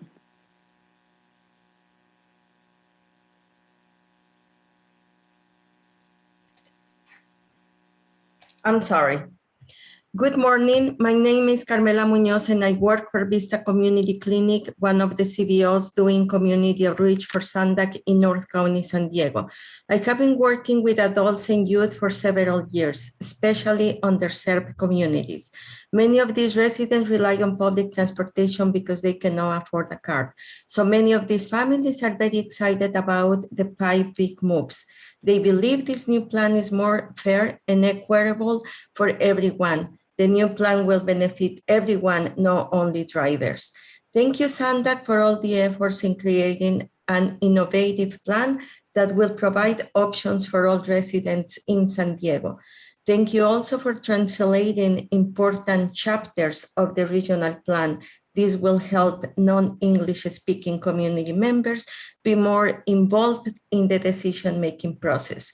Looking forward to the public comment period. Thank you. Thank you. And next we'll have Brian Pollard, who will be followed by Gretchen Newsom. Brian, you can start when you're ready. Okay, great. Thank you very much. And I want to give a special thanks to staff for putting on such an effective and comprehensive presentation. But we also would like to thank Sandag and their continued outreach efforts to help ensure underserved communities are at the table at this important transportation juncture. The decisions that are made at times, new transportation projects have physically divided communities or impacted access to community services, resulting in social and economic costs. It is important, critical to understand the impacts of transportation and other infrastructure investments on our most vulnerable communities in order to better plan for the future. For these reasons, environmental justice principles and social equity goals are an important consideration in the regional plan. Transportation projects have significant effect on the quality of life in our underserved communities. So again, thank you for being responsive to our needs. Thank you. Next, we'll have Gretchen Newsom, who will be followed by Joe Howd. Thank you. Gretchen Newsom speaking on behalf of over 3,500 members of IBEW Local 569. Today marks an exciting chapter for transportation in San Diego County. This new 5 Big Moves regional transportation plan represents a milestone opportunity for elected leaders to finally abandon obsolete practices to bring our region into the 21st century, prioritize environmental justice, reduce dangerous climate emissions, and create high road jobs for our local workforce. The moment to shape a healthier future where all residents can access safe, affordable, and convenient transportation. We will be working with our Quality of Life Coalition partners to review the specifics in greater detail, and we'll be providing feedback on this very comprehensive document. But we wish to offer our sincere congratulations to Sandag staff on this major accomplishment, and we look forward to continued collaboration. Thank you. Thank you. Next, we'll have Joe Howd, followed by Kira Pina. Joe, you can go ahead when you're ready. Good morning, Sandag Board and staff. I'm Joe Hood with the San Diego Green New Deal Alliance. We are enthusiastic about and support Sandag's plan. About half of San Diego's greenhouse gas emissions come from transportation. To reach zero carbon, Sandag must drastically reduce emissions by shifting people out of their fossil fuel cars and into multiple, sustainable, and varied modes of transportation. We also urgently need high-density infill development. For the final plan, we urge you to maximize emissions reductions, prioritize investments in communities on the front lines of environmental injustice and the climate crisis. San Diego can't meet its climate goals without implementing your plan. Thank you to the board and staff who are pushing for a transportation system that centers social equity, creates good union jobs, and secures a climate-safe future for all.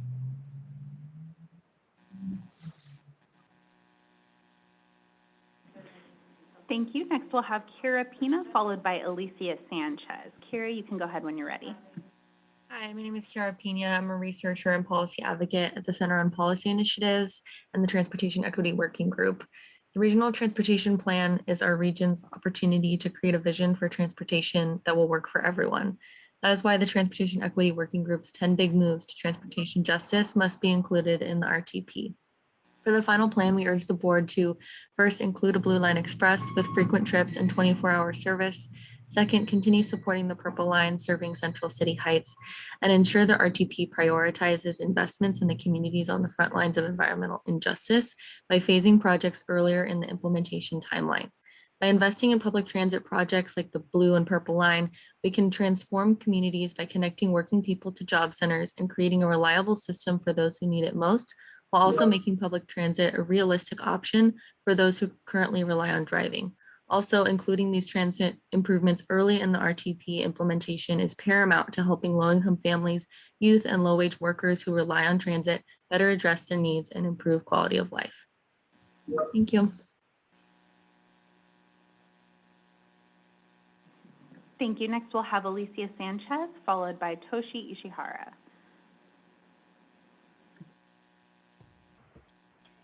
Buenos días, mi nombre es Alicia Sánchez, vivo en National City y mi testimonio es sobre el Plan Regional de Transporte. Yo uso el transporte público para ir a mi trabajo y mi experiencia es que cuando salgo de mi casa, por las mañanas tengo que caminar unas cuadras para tomar el autobús. En ese momento siento que huele el aire limpio, pero cuando llego a la parada del autobús ya no es lo mismo, puesto que huele mucho a humo. Por eso quisiera pedir un cambio pronto, no esperar muchos años para que cambien los autobuses de gas natural a que sean eléctricos. Ese cambio mejoraría el aire contaminado que tenemos en mi comunidad.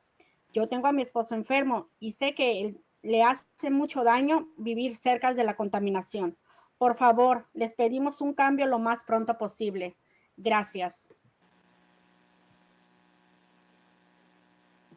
Thank you very much. Next, we'll have Toshi Ishihara, followed by Stephanie Hernandez.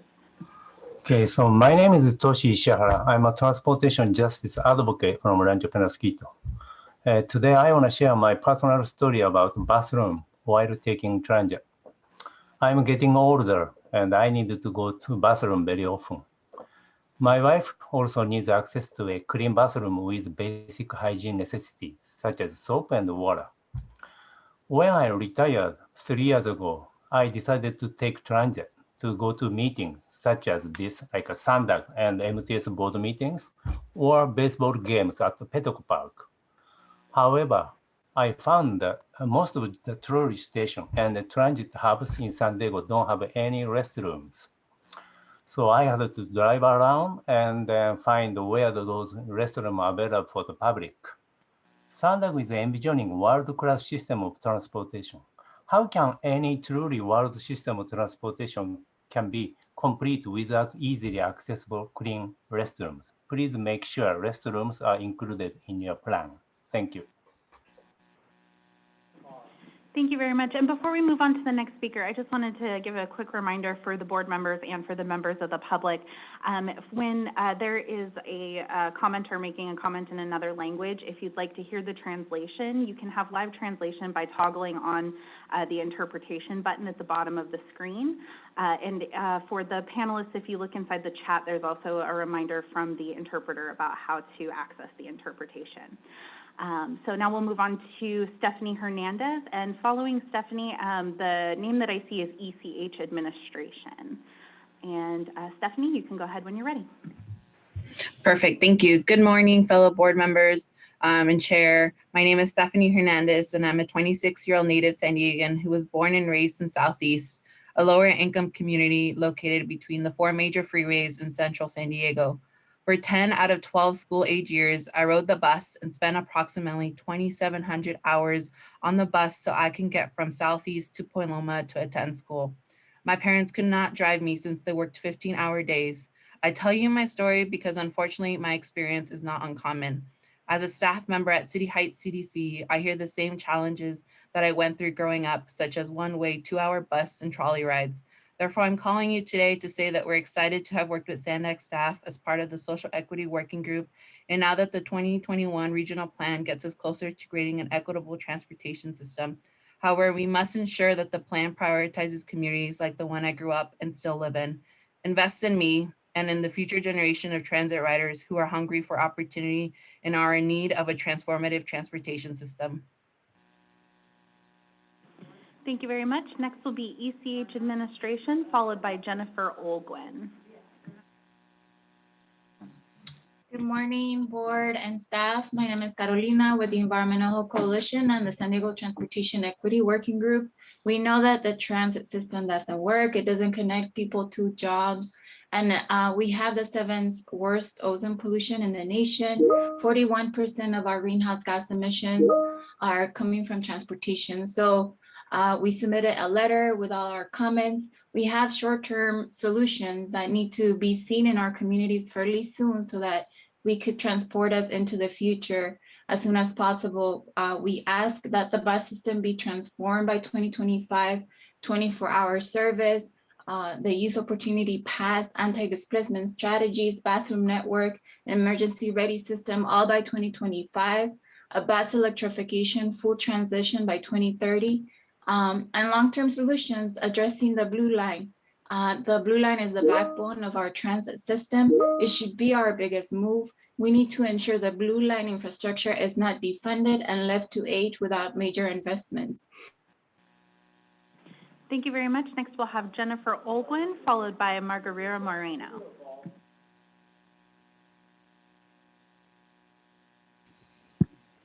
My name is Jennifer Olguin, and I'm from San Isidro. I've been involved with EHC since 2020. I live closer to the freeway than I do to a bus stop. We are closer to developing health issues than we are to public transportation. I urge you all to push for the Blue Line Express and to improve the bus system now. As a teen, I walked to places in the dark with my friends exactly because public transportation was unreliable. I felt my heart racing because I was scared of what could happen. We risked our safety because it was faster to walk home than it was to take public transportation.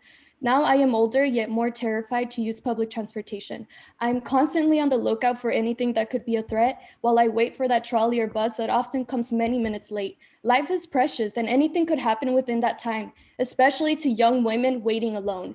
The Blue Line Express and buses must run faster and punctually to guarantee safety for everyone. We all deserve to experience comfort and knowing that we can use public transportation to get home quickly and safely. Thank you. Next, we'll have Margarita Moreno, followed by Esperanza Gonzalez. Buenos días, mi nombre es Margarita Moreno, soy residente de National City. El día de hoy estoy pidiendo que se mejore el sistema de transporte público. Una de las peticiones importantes para mí es el Plan Regional de Transporte. Y es que los autobuses de MTC tengan un precio más accesible para que la economía no impacte tanto a nuestros bolsillos. Y también queremos pedir que sea más frecuente el servicio entre semana para los que van al trabajo. Otra de las cosas que me gustaría es que el transporte sea también los fines de semana de igual forma, ya que muchas familias es cuando salen con sus hijos y tenemos que esperar mucho tiempo para que podamos tomar el transporte. Queremos que tomen en cuenta nuestras recomendaciones. Gracias por escucharnos. Thank you. Next, we'll have Esperanza Gonzalez, followed by Philip Petrie.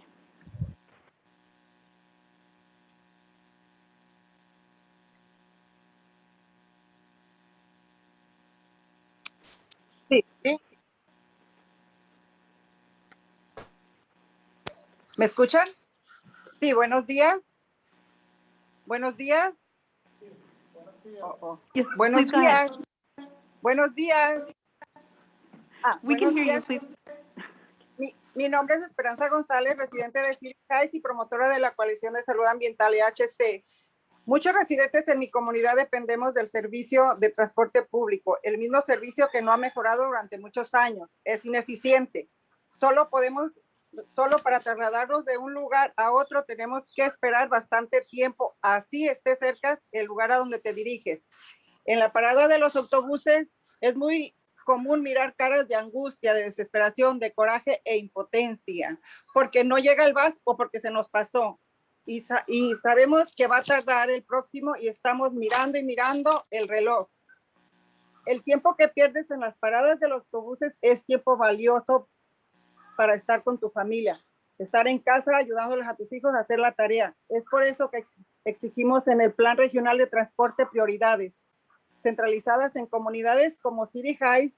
Necesitamos más frecuencia, más rutas y servicio a las 24 horas en todas las comunidades. San Diego tiene familias trabajadoras que merecen un servicio mejor, con mucho más frecuencia, para que puedan estar más tiempo con la familia. Thank you. Next, we'll go to Philip Petrie, followed by Sylvia Calzada.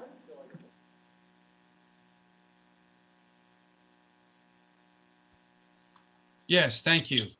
My name is Philip Petrie. I am the acting coordinator of the Interfaith Coalition for Earth Justice. We are a coalition of San Diego faith leaders concerned about all aspects of eco-justice. I thank you very much for the time to speak this morning. I am really heartened by the national trend to put equity at the front of all policy decisions. But this must not be just talk.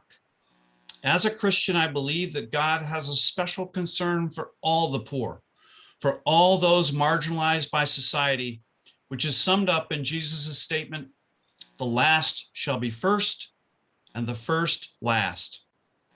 So I urge the members of Sandag, those here and those who are not here, to keep the needs of San Diego's frontline communities foremost in your minds when moving forward with our regional transportation plan. Thank you. Thank you very much. Next, we'll have Sylvia Calzada, followed by Delia Contreras.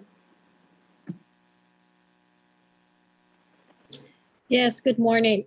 My name is Sylvia Calzada. I am a resident of National City, a neighborhood to the Port of San Diego, who has used transportation throughout my lifetime, from a college student to a worker. Customers using the Blue Line trolley has increasingly grown in the last few years. The demand exceeds supply. Please upgrade the need of the clientele in the Blue Line from more services, including the 24-hour service for people who work and attend college during night shifts, to health and safety measures. I have never forgotten the day I was assaulted in the parking lot of the trolley station, coming from a night shift working at Hallmark. I cried my way home feeling anger, ashamed, and humiliated. It was a personal attack to my persona, and it's not acceptable. Please support these important elements in the regional transportation plan. Thank you. Thank you. Next, we'll have Delia Contreras, and the person following, I also see the name Delia Contreras, so I'm not sure if that is, if you could state your name at the beginning. Thank you.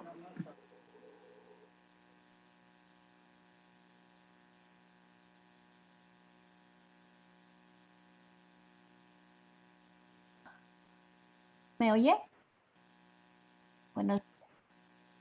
Buenos días, mi nombre es Delia Contreras. Yo nací en Texas, viví toda mi vida en México desde chiquita, me llevaron, regresé cuando tenía 32 años. En el 2004 tuve la custodia de 4 niños, mis nietos, y mi comentario es mi experiencia es que cuando tuve esa experiencia de tener 4 niños conmigo, no podía yo sostenerlos, no conocía el sistema, regresé muy joven a Estados Unidos, pero no conocía el sistema a esa edad cuando ya tenía yo 4 nietos.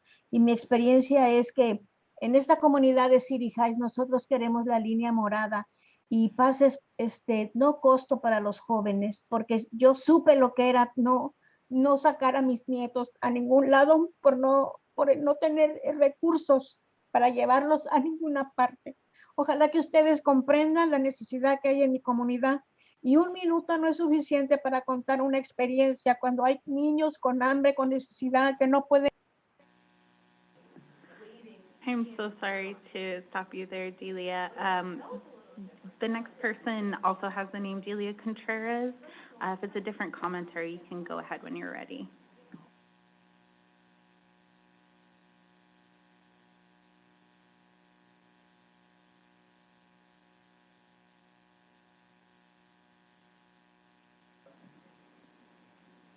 Okay, I think that might have been just an error, a login error. I'm going to move on to the next person. Next will be Naomi Sanchez, followed by Maritza Garcia.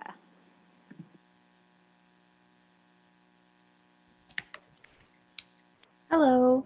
Good morning. My name is Naomi Sanchez and I'm 19 years old. I'm a resident raised here in Barrio Logan, a medical assistant, a promotora for Barrio Logan with the Environmental Health Coalition, and an entrepreneur. I believe everyone deserves the dignity of having a clean and safe way to get around. If we compare our bus stops to the ones in other places, such as Point Loma and La Jolla, there are noticeable differences. Bus stops over there have lighting, they are maintained to meet public cleanliness requirements, and over there you even see people using the seating provided.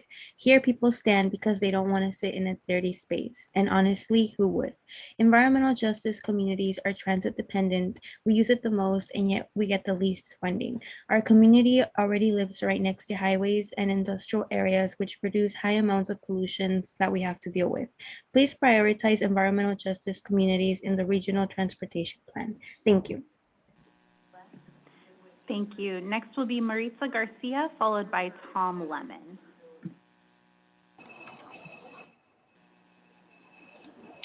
Good morning. My name is Maritza Garcia, and I've been a resident here in Logan Heights my whole life.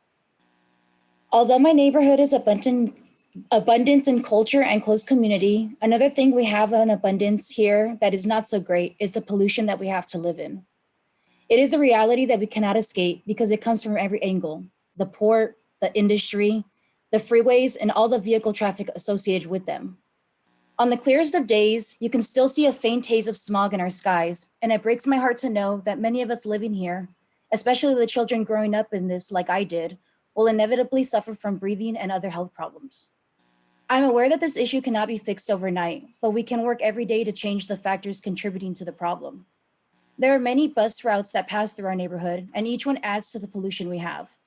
By electrifying our bus fleets, you can change the negative factor into a positive one and start reducing the pollution we face daily. I strongly encourage your support in electrifying our bus fleet by 2030 to help us gain a healthier community. Our lives are really at stake and we would appreciate that. Thank you so much for your time. Thank you very much. Next we'll have Tom Lemon, followed by Jorge Gonzalez. Hey, good morning. Tom Lemon with the San Diego Building and Construction Trades Council, representing 35,000 union construction workers that have built San Diego. Big shout out to Hassan and his amazing team for this plan, this regional transportation plan.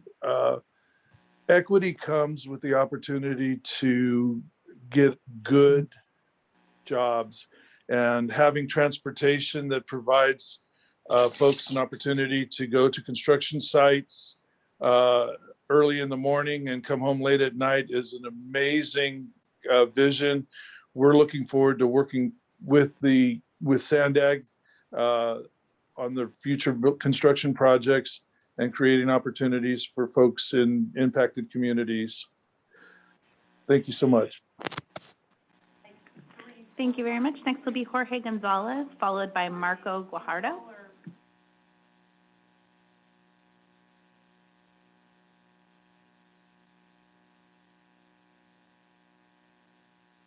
Jorge, you're self-muted at the moment. Thank you. Good morning, Sandak board and staff. My name is Jorge Gonzalez. I'm a regional community organizer with EAC and currently living in City Heights since 2012. I'm a San Diego, Tijuana border native, fronterizo, and have been living here most of my life. I'm a father of two, and this topic is very important to me as I understand it will impact the quality of life of my kids and future generations. The RTP needs robust, holistic, and immediate investment centered in environmental justice communities in order to alleviate heavy pollution that stems from multiple sources like buses and cars.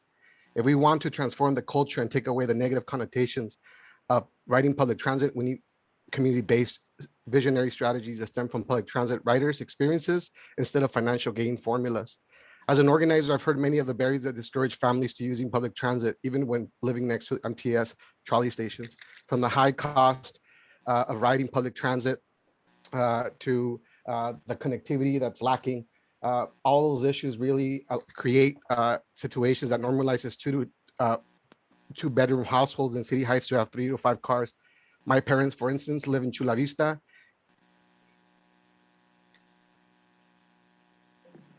Thank you. Next will be Marco Guajardo, followed by Rosina Lizagara.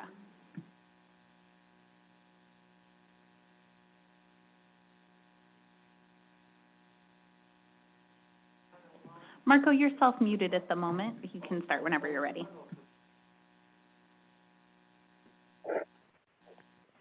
Hola, buenas tardes. Mi nombre es Marco Guajardo, soy residente de North Park y soy nativo de San Diego y de Mexicali. Recientemente me he integrado al equipo regional de acción del EHC.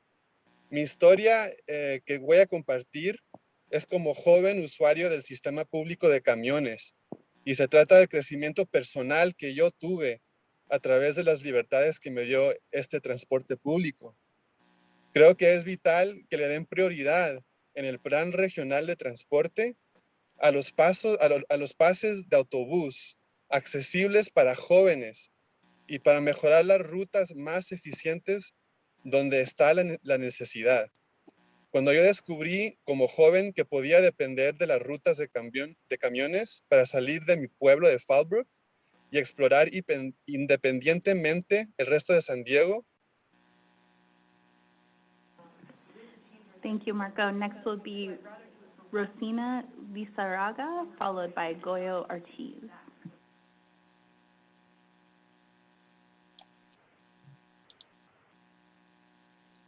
¿Me escuchan? Please go ahead, Rosina. Sí, soy bilingüe, pero haré mi comentario en español en apoyo y refuerzo a la equidad. Soy Rosina Lizárraga, residente por más de 23 años, activista, líder y embajadora de comida saludable como kitchenista y coordinadora del proyecto de equidad social en Hollywood Gardens en National City, una comunidad caminable y diversa en cultura, con continuos cruces fronterizos y usar el transporte público. Mi comunidad está ubicada en un lugar estratégico de conectividad, pero comparado con otras comunidades de alto ingreso, pero entonces, ¿por qué tanta disparidad para nuestra gente tan trabajadora? Seguimos teniendo la misma problemática de salud y contaminación por años según los datos de EnviroScreen y CDC. Necesitamos acción efectiva y rápida en enmiendas pólizas locales donde los residentes viven y trabajan arduamente. La salud y el bienestar no tienen precio y es derecho de todos. El acceso a los proyectos requieren las voces sean escuchadas y consideradas. Gracias a Hassan y Krata por lograr la visión y propósito de Sanda con un corazón inclusivo. El plan regional es una realidad y merecemos una región vibrante y asequible, incluyente con igualdad para todos los que viven en San Diego. Muchas gracias.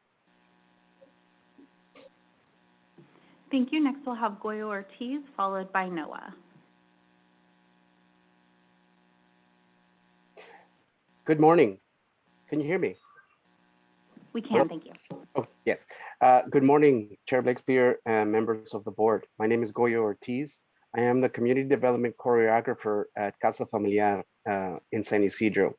As a community agency, we're partnering with, as a CBO with SANDAC for this endeavor. And I would like to congratulate the SANDAC team for its comprehensive view of equitable regional transportation plan.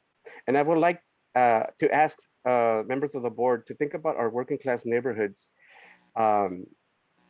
As you analyze this plan, many of our residents depend on public transportation, not just through the 9-to-5 work week, but on a 24/7 schedule.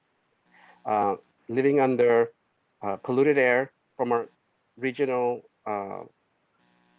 traffic from the international border. And we will also like to think about the Blue Line as it's been the backbone for our light rail transportation system for years. And we would like for it to be given the priority it and its community.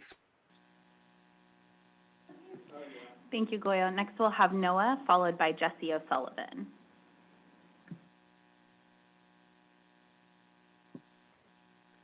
Good morning. This is Noah Harris with Climate Action Campaign. Thanks to the staff for today's presentation. We're encouraged by SANDAG's bold vision as outlined through the draft plan. We urge you to prioritize investments in the communities on the front lines of environmental injustice and the climate crisis, and as the plan is finalized, to center the voices of transit-dependent riders. Transportation accounts for almost half of emissions, more than any other sector in the region.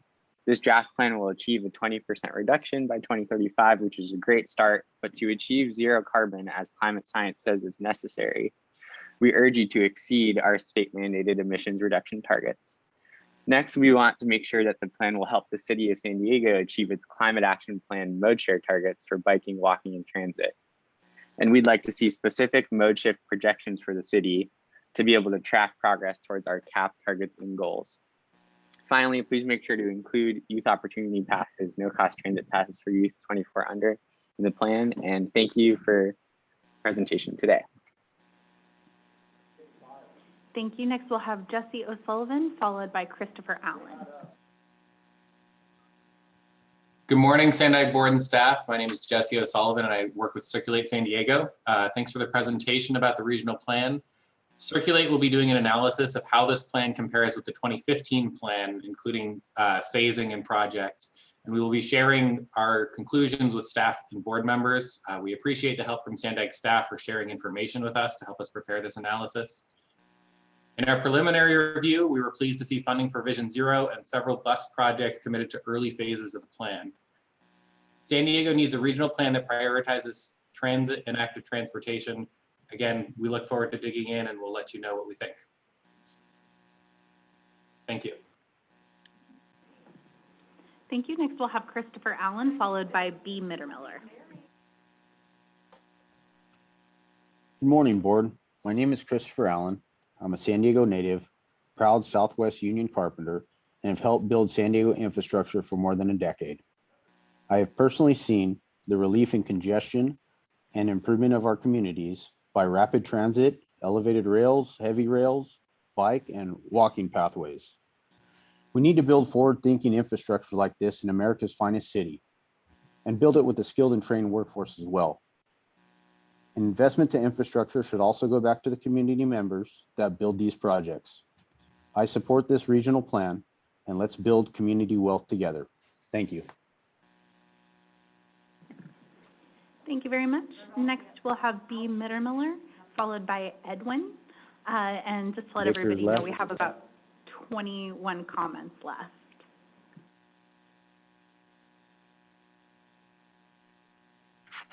Good morning, Chair Blake Spear and members of the board. I'm B. Mittermiller with San Diego 350. The release of the 2021 draft RTP is a remarkable day in the history of SANDAG.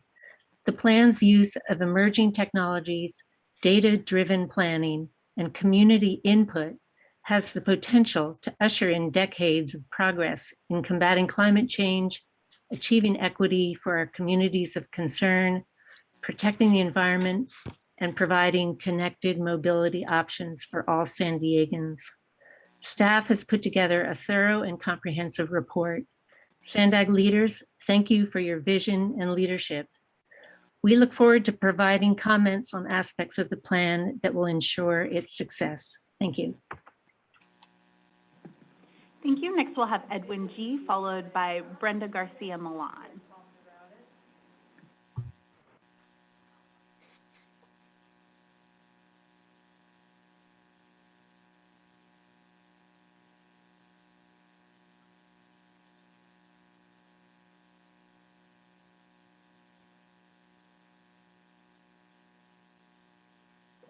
apologies. I think we lost Edwin.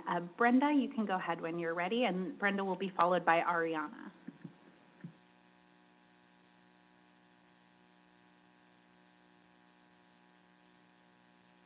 Brenda, you're self-muted at the moment. Sorry. Hi, my name is Brenda Garcia Millan, and I live in South Bay. As a woman, I can tell you, as a woman who relies on public transit, I can tell you that transportation is an issue of safety. It's happened to me many times that while I'm waiting for the trolley or the bus, I am harassed by men. And instead of getting a more frequent transit, all I see is just more police presence in stations. Now, we all know that that's not the solution. And I know that for a fact because I have had a chance to live in other cities in the United States and also in Europe and Mexico. And the reason I felt safer in those places was because of their public transportation system, which doesn't make people wait for half an hour for a trolley. That being said, I share this experience because I think that the regional plans needs to take into consideration safety.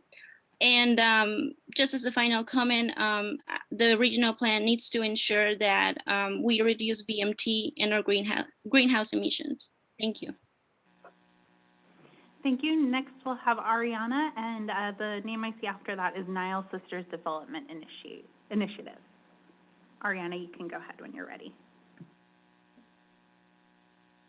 Hi, my name is Ariana Federico. I am the lead organizer at Mid-City CAN, and also a transit rider of 26 years. I'm actually here to ask the board to support no-cost transit passes for all youth ages 24 and under in our region. We need the RTP to commit to implementing youth opportunity passes as early as 2022 or as soon as funding becomes available. We need the board to avoid any delayed implementation. We've already seen that similar programs that exist here within California, like Alameda County, San Francisco, have provided this program. And we know that these programs work. We have young people here today to share the positive environmental and social outcomes of implementing YOP. Youth Opportunity Passes is an investment San Diego must implement if we want to really have true, meaningful conversations about equity and the future of transit in San Diego overall. Please include the immediate implementation of Youth Opportunity Passes in the 2050 Regional Transportation Plan. Thank you for your time. Thank you. Next, we'll have Nile Sisters Development Initiative, followed by Mike Bullock.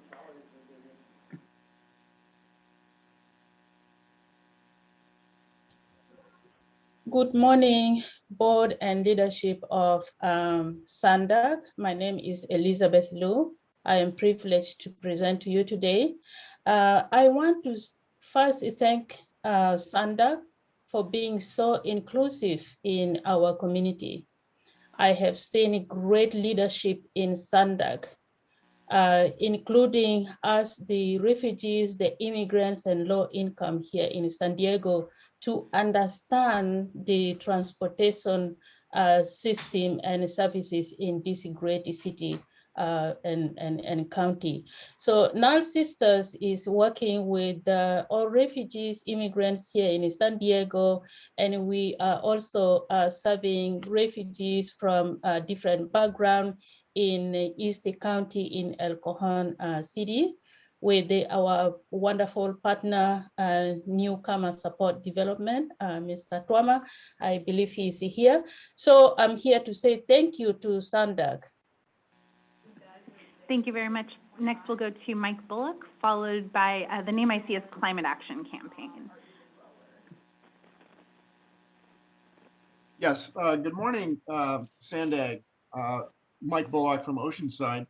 And I want to thank you again for the redirection of SANDAG compared to the past. And I do support the 5 big moves.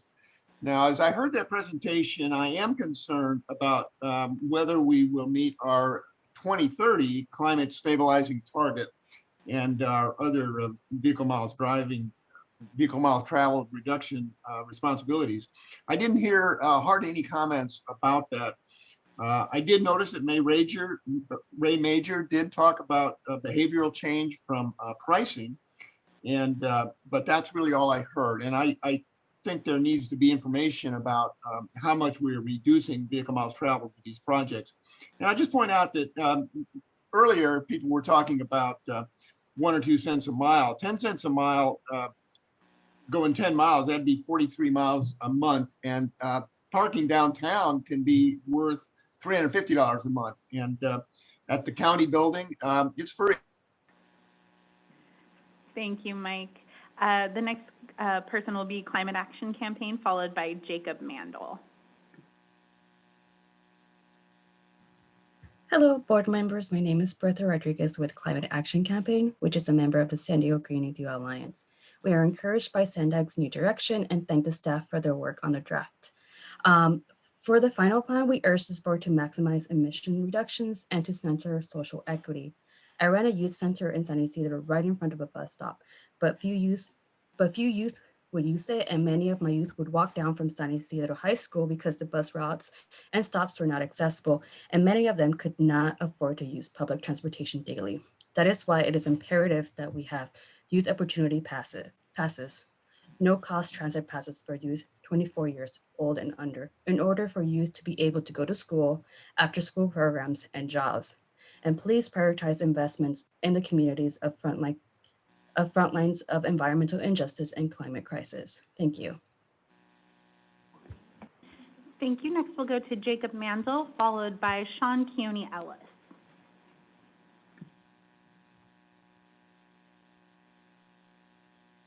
Hi there, my name is Jacob Mandel, and I'm the Advocacy Manager for the San Diego County Bicycle Coalition. We're excited to enter the next phase of making our region's transportation system more sustainable, equitable, and efficient.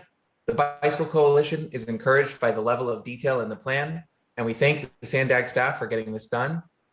As we work our way through the draft to provide specific feedback, we hope that SANDAG leadership and our elected representatives make the decisions necessary to get San Diegans onto bikes, buses, trains, and out of their cars. San Diego's transportation system is long overdue for fundamental change, and the draft 2021 regional plan is just the beginning. Thank you.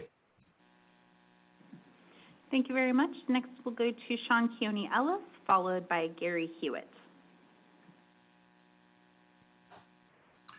Hi, my name is Sean Keone Ellis, and I represent the members of UA Plumbers and Steam Fitters Local 230.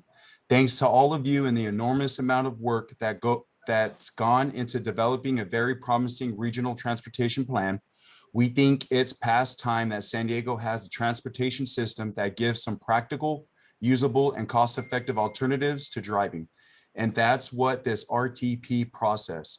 It'll be a huge benefit to the workers and students making their daily commutes to school and workplaces. It will take cars off the highways, which will reduce greenhouse gas emissions, while also decreasing traffic for the folks that need to still drive their cars. We are also pretty excited about the thousands of good paying jobs that will be created right here in San Diego County. Hopefully jobs that will go to the very San Diegans whose taxpayers are paying for these projects. We're hoping to get an opportunity to partner with all of you in the building of the transportation system of the future for all of us here in San Diego. Thank you so much for your time, and you have a great weekend. Thank you very much. Next, we will go to Gary Hewitt, who will be followed by Victor Diaz.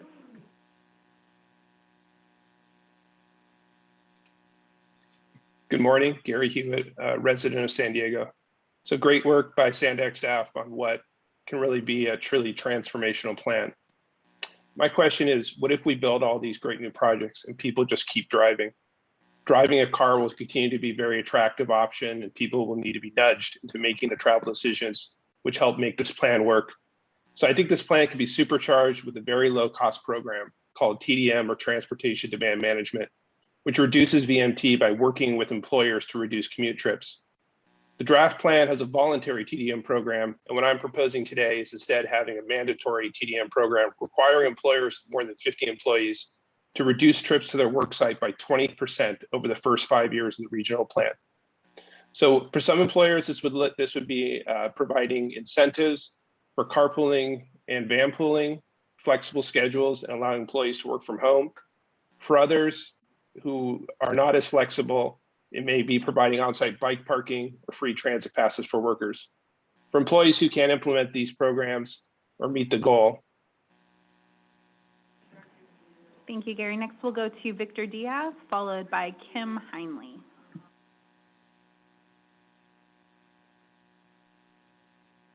Hi, yes, good morning. My name is Victor Diaz, and I am a proud Southwest Union carpenter, born and raised in the beautiful city of San Diego. San Diego needs infrastructure built by skilled and trained workforce, a workforce that builds safely and productively.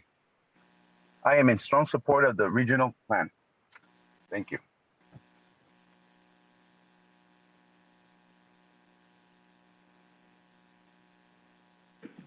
Thank you very much. Next, we'll go to Kim Heinley, followed by Ava Raymond.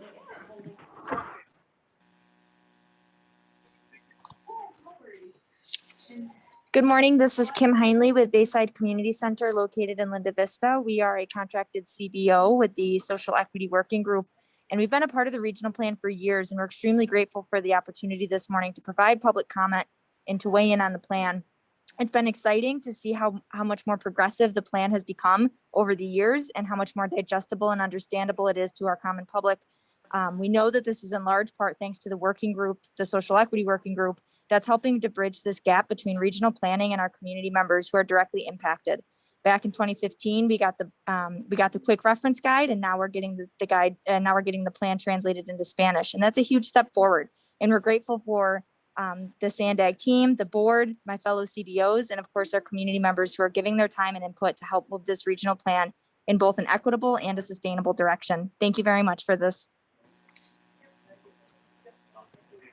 Thank you very much. Next, we'll go to Ava Raymond, followed by Magdalena Cerda.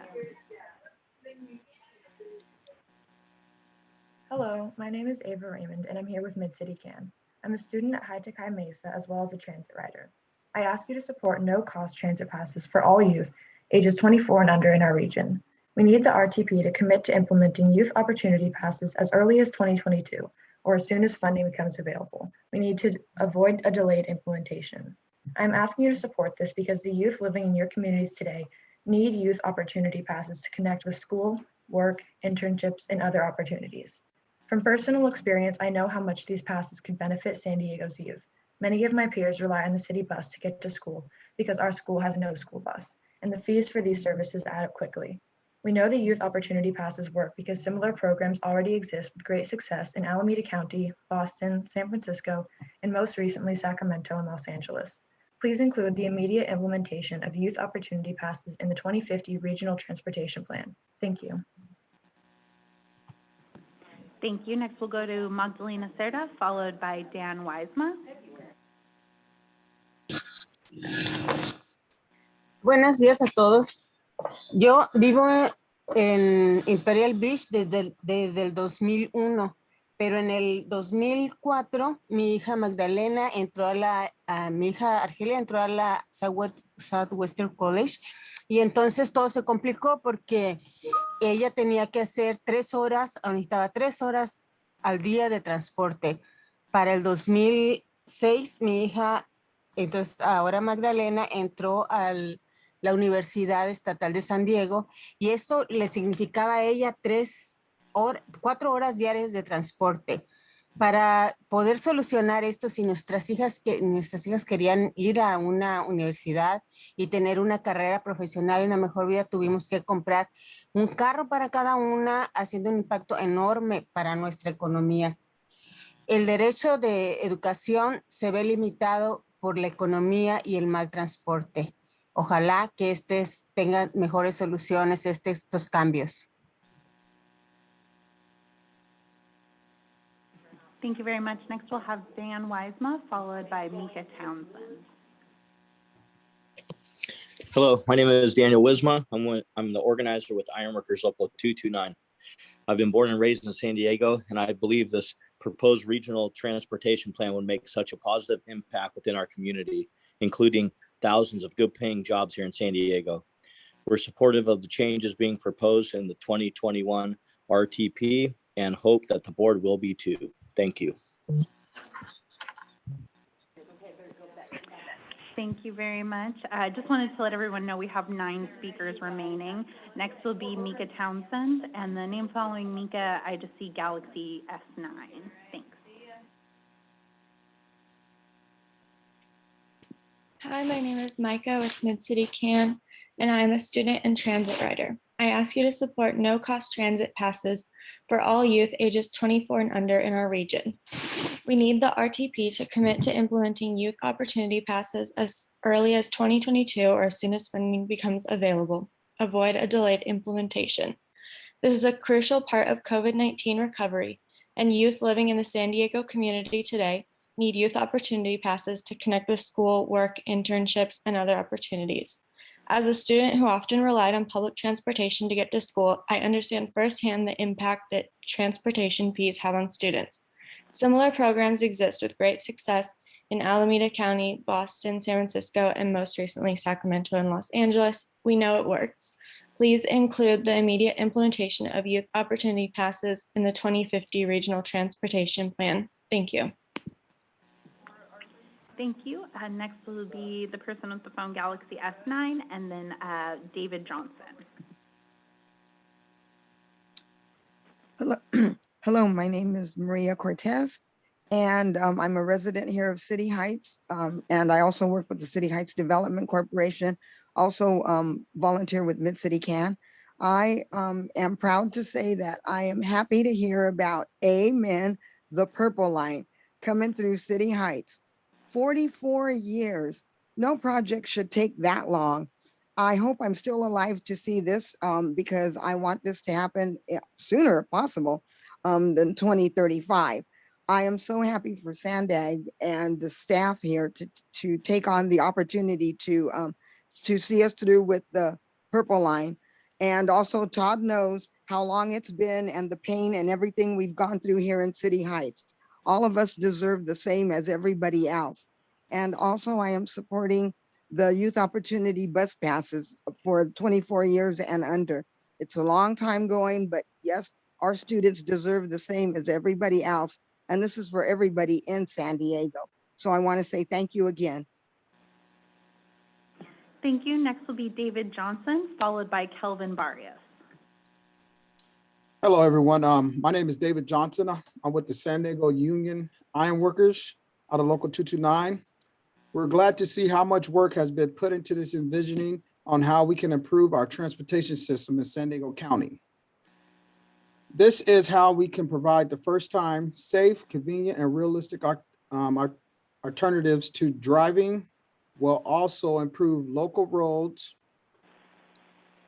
It's long overdue. San Diego workers everywhere and across all industries will benefit from those options, as well as benefit from the positive climate impact we'll see through reduced carbon emissions. We're looking forward to partnering with Sandag and the community in transforming San Diego County for better.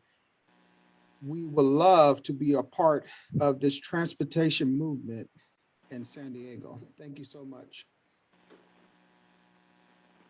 Thank you. Next, we'll go to Kelvin Barrios, followed by Jose Franco Garcia.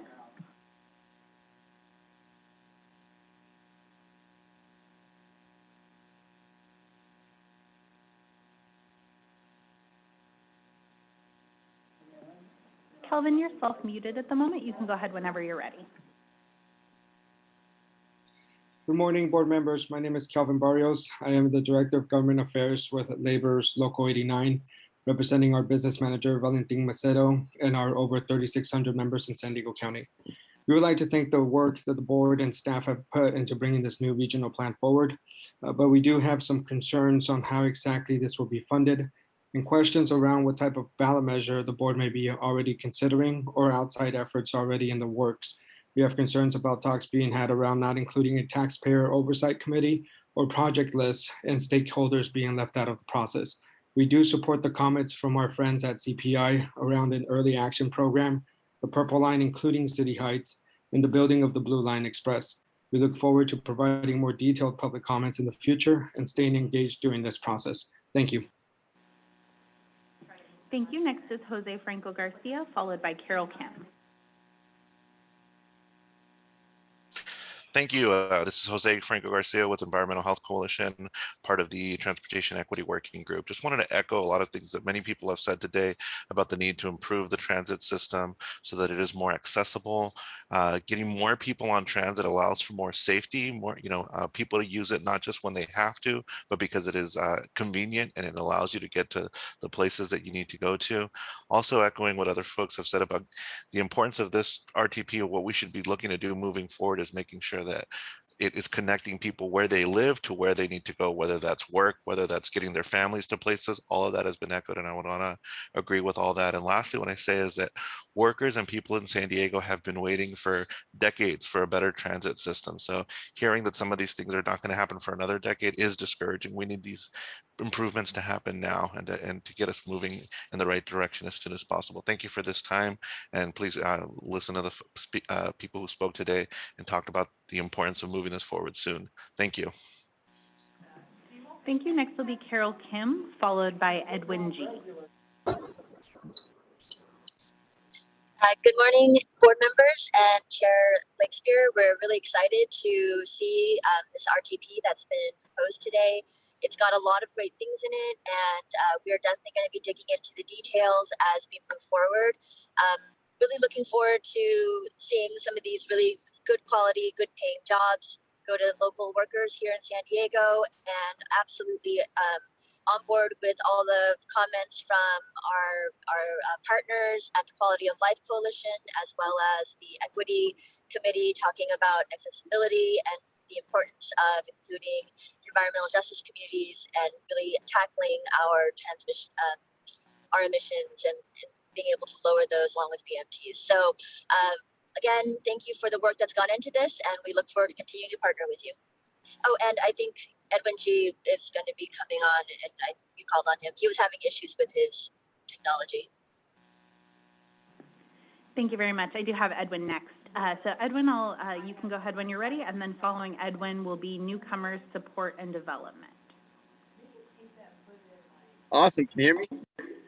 Yes, we can. Thank you. Good morning, board members. My name is Edwin Guzman. I represent the members of the Roofers and Waterproofers Local Union 45. On behalf of my members, I'm calling in support of the regional transportation plan because we believe it's the elements are crucial to building a worker supportive county. This RTP is a big change from the past ones, and being that it is proposing a comprehensive, understandable transit system that will allow San Diego working families a new, realistic, and cost-efficient way to travel.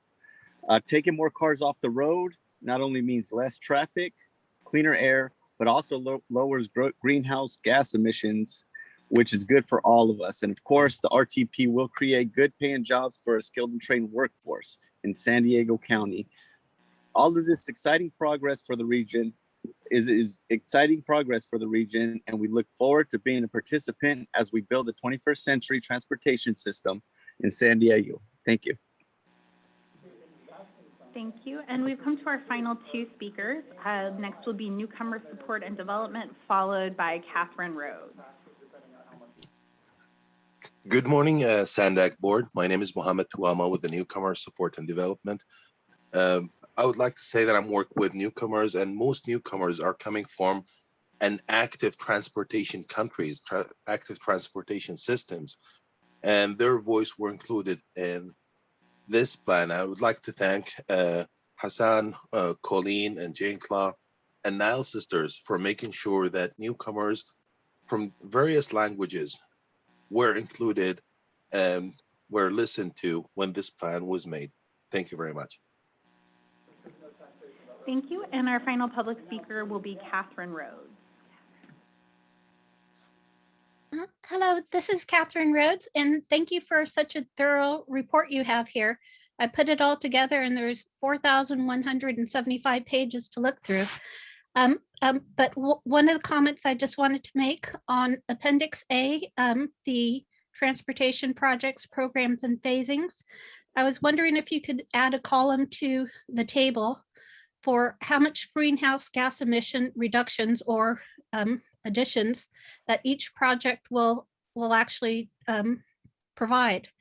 And so if you could just add a column there, so that way people could actually see it right next to how much it cost and how much it would reduce greenhouse gases.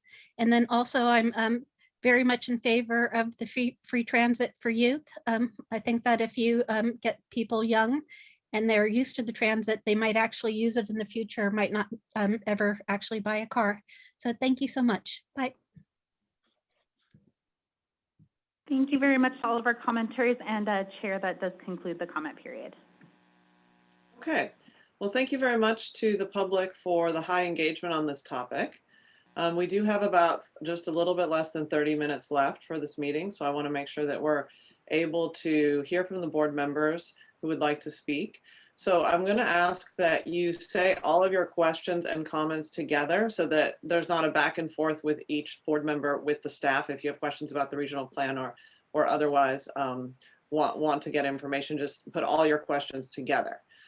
So I'll go ahead and call on Coronado City Council Member Donovan.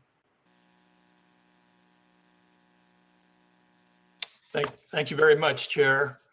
First of all, I'd like to thank and compliment the Sandag staff for putting together this plan and thank them for all the long hours and the effort that went into this. I do have some concerns in some of the areas, but today I'd like to focus my remarks specifically on those sections of the plan that address the Regional Housing Needs Assessment, or RHNA. The City of Coronado objects to releasing the draft RTP in its current form to the public because the RHNA discussion, including that in Chapter 2 and Appendix K, is incomplete, inaccurate, and misleading to the public. The RHNA discussion fails to inform the public of the pending litigation or how the public can get more information regarding the deficiencies in the RHNA process. Without complete and accurate information on RHNA, the public does not have the information necessary to meaningfully comment on the RTP. The RHNA allocation plan did not take into account all 5 statutory objectives and all 12 statutory factors, but instead conflated them into just 2. The statutorily improper RHNA is a cornerstone of the RTP. Procedural deficiencies, lacking of findings, improper use of the weighted vote in a quasi-judicial setting, bias, and predetermined outcome require rehearing the RHNA appeals. The RTP should not be circulated for public comment until there is a final determination on the RHNA litigation and appeals, or the RPT is redrafted to include the appealing city's points of view and eliminate inaccuracies. If there's a vote today, the City of Coronado would expressly reserve, and we do not waive any of its objections to the RHNA methodology, allocation plan, or process, including how the appeals were conducted. So in this case, I do not support releasing the RTP at this time. So with that, I'd just like to thank Sandag staff again, and thank you, Chair, for the time. I appreciate it. Okay, thank you. So just to clarify, so there are a number of new board members who weren't here in the last term. So we voted on RHNA in the last term, and the numbers were allocated to the different jurisdictions. And there was an appeal process that the board went through, and it did pass the Sandag board and was adopted. And then there was some litigation from the 4 jurisdictions that were unhappy with the RHNA and wanted to pursue that. And there was a determination from the judge, so it was dismissed. And my understanding is that Coronado is appealing that. But there has been a final judicial, or there has been a judicial determination on RHNA. So it's the RHNA decision-making for this board is not unconcluded. So it has been concluded for this board.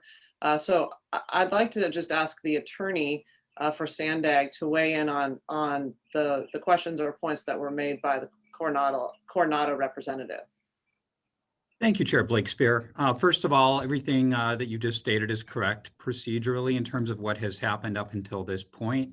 I will note that since the petitioning cities have filed their appeal of this judgment that happened in late April, there's been no stay of the trial court's judgment in Sandag's favor that has been either sought or entered at either the trial court or the appellate court level. As we sit here today, the RENA plan and the RENA allocations remain in place and valid. The information in Appendix K accurately reflects the approved RENA plan and allocations. That is the information that state law mandates that the regional plan include, and that is reflected in the checklist that is attachment 1 to your report today. The fact that these jurisdictions have objected to the RENA allocations is a matter of record, both in the minutes of your board meetings as well as in the court record. And I will note that for the 4th District Court of Appeal, which is our local court of appeal where this appeal was filed, the median time between the filing of a notice of appeal and the publication of an opinion by the court is about 1.5 years. That would result in a Court of Appeal opinion on this matter in late 22, well after the December 2021 statutory deadline that applies to Sandag for adoption of this regional plan cycle. If there were to be a remand to the Superior Court for further consideration of petitioner's arguments, any substantive decision by the trial court on this issue would be well into 2023, which would likely be closer to your next regional plan deadline than to the current one. So based on these considerations, it's my opinion that Appendix K is most proper as currently drafted. Okay, thank you. Mayor Huebner. Thank you. Can you hear me? Yes. Okay, great. As one of the 4 cities who is involved in the ongoing litigation, I would just like to add that, yes, the vote was taken, 70% of the board agreed with the small cities, and the weighted vote is what overruled that. And what I think I'm objecting to in the other cities is that there's not as accurate of a picture in the appendix in chapter 2 of the of what we are appealing, of the ongoing litigation. So we'd like those issues to be placed into that, and our legal team would be happy to provide you with a small paragraph of something that we think would provide the public with a more full picture of those proceedings. But I have other comments too, and so I'd like to move on to those. I'm very supportive of the 5 big moves. I'm excited about it. Thank you to staff. Thank you to our speakers. I really appreciate everything. For those of you who have worked with me when I was on the board before, from 2006 to 2016, as you know, I'm always advocating for our uniqueness, each of our cities' uniqueness, and how do we maintain this as we go about this very important and progressive work? How do we maintain our uniqueness? And the cities are the ones who know best. So I made comments about the mobility hubs a few meetings back. And my comments were that the coastal mobility hub and employment center mobility hub distinctions were made, which I fully support, yet the definition was the same.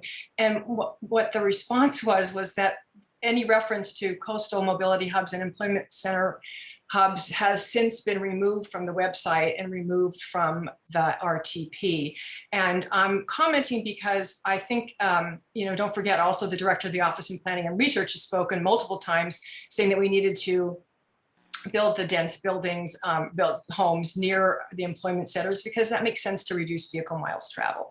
So number one, I would like those distinctions to be put back in coastal and employment center. If you think about it, those of us who are coastal or visitor serving, we have some jobs, but those jobs are hotels, they're restaurants, maybe there's some retail. Their hours of commute are very different than employment centers whose hours of commute are more 8 to 5. So I would like to see that those distinctions be put back in. The other thing is that I had,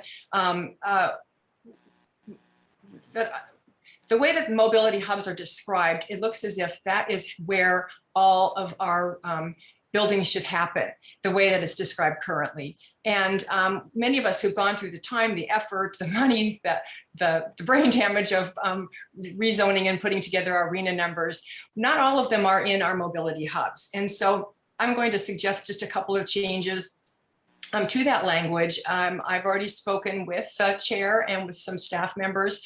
I do know that the Sustainable Community Strategy does ensure that local land use authority is vested into the cities, and I appreciate that. But when one is reading the mobility hub definition, it seems a little bit unclear. And I'll just give you an example of one of the phrases that I'd like to see rather than what's in the current definition in Appendix B.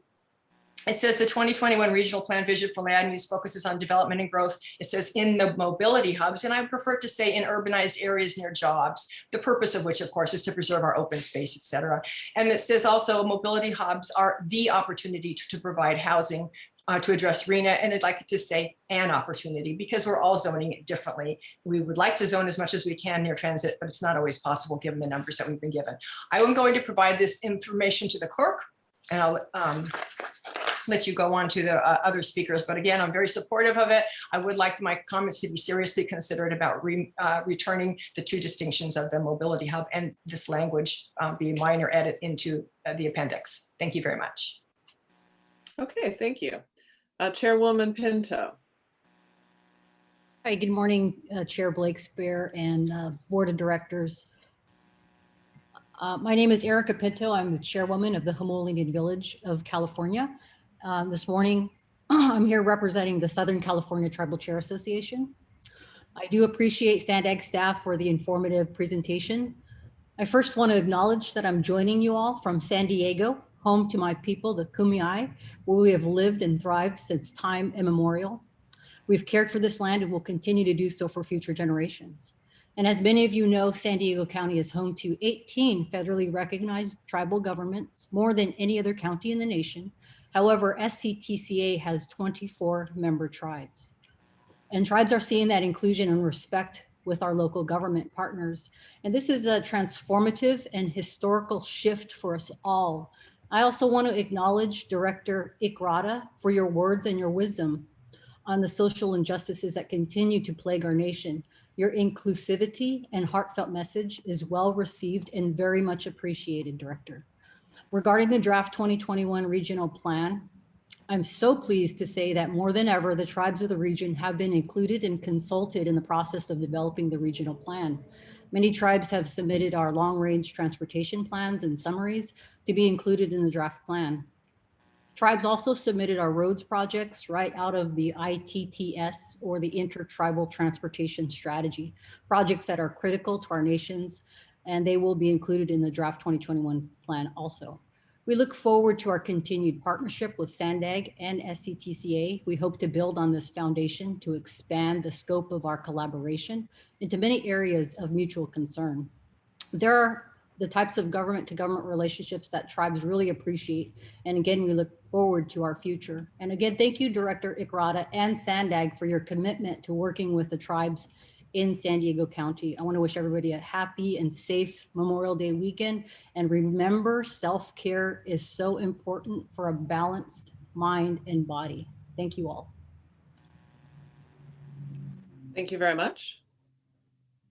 Vice Chair Gloria. Thank you, Chair. Appreciate the opportunity to comment. Definitely want to start by thanking our SANDAG staff. This is a truly Herculean effort, and it's really, truly remarkable.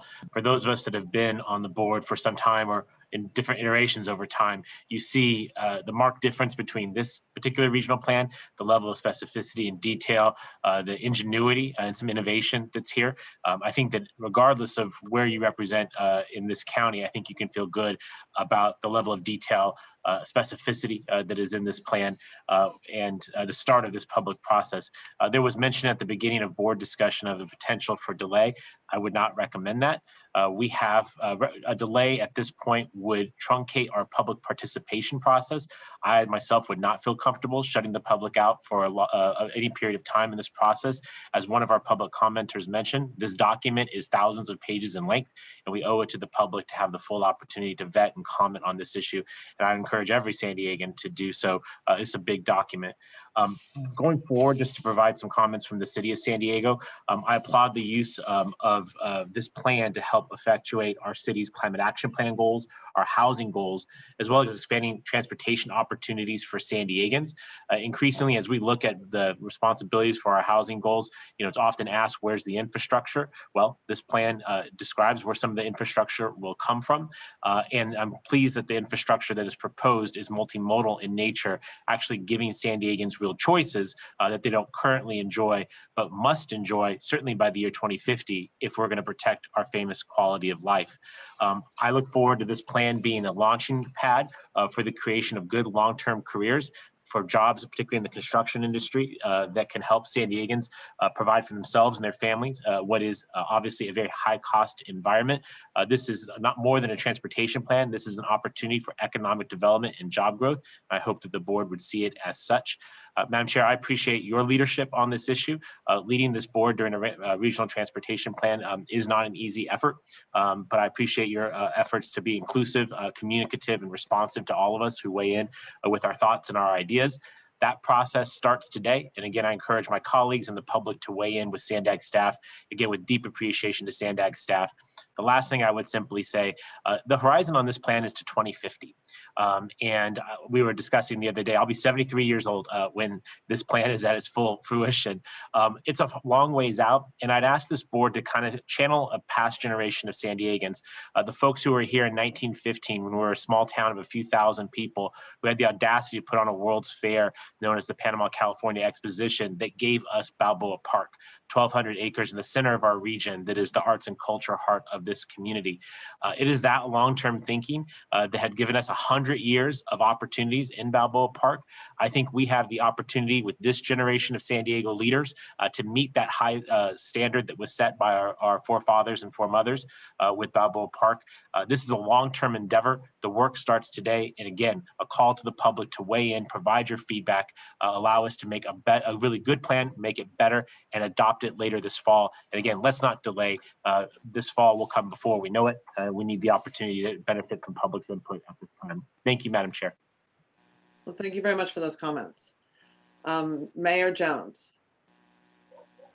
Thank you so much, Chair Blakespear. I will not belabor all of the points today that I sent an email over to staff earlier in the week, and then I had some follow-up questions, which I CC'd you on, Chair, so I know you saw that.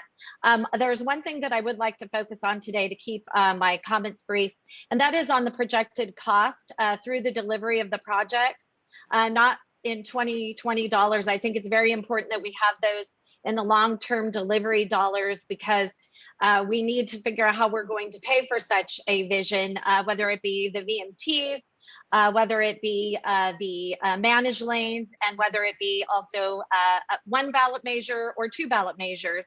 So I think it's really important that we have all of this information so that we can make a very well plan, a very well laid out plan of that financial part of it. And then also so we can make an informed decision, because each one of us, I know, takes our jobs very seriously. And we need to make sure that we have all of the information moving forward to decide on a plan like this. So thank you very much. And I look forward, I am actually having a meeting with Sandag staff on Tuesday. So thank you very much. Great, thank you. Councilmember Campillo. Thank you, Chair Blakespear, and I just want to thank you and Mayor Gloria and Mayor Sotelo Solis for your leadership in this, and of course, Hassan Ikrada and your team for all the ideas and the ingenuity and creativity that has gone into transforming the San Diego region. If we get behind the plan, we obviously have a lot of details to work through, and funding is one of them, of course, but I just want to call attention to the folks who called in support of this: environmental activists, youth activists, and labor unions who see that this is going to benefit everyone across our region.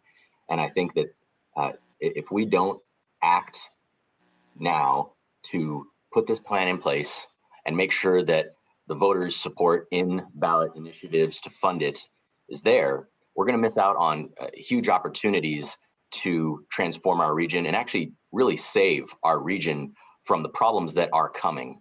I think back to what I've learned about municipal planning and how Chicago in the 1970s had flooding issues that were relatively serious. And so they invested in the deep tunnel that stores billions of gallons of water so that that Lake Michigan and Chicago River are not flooded with sewage.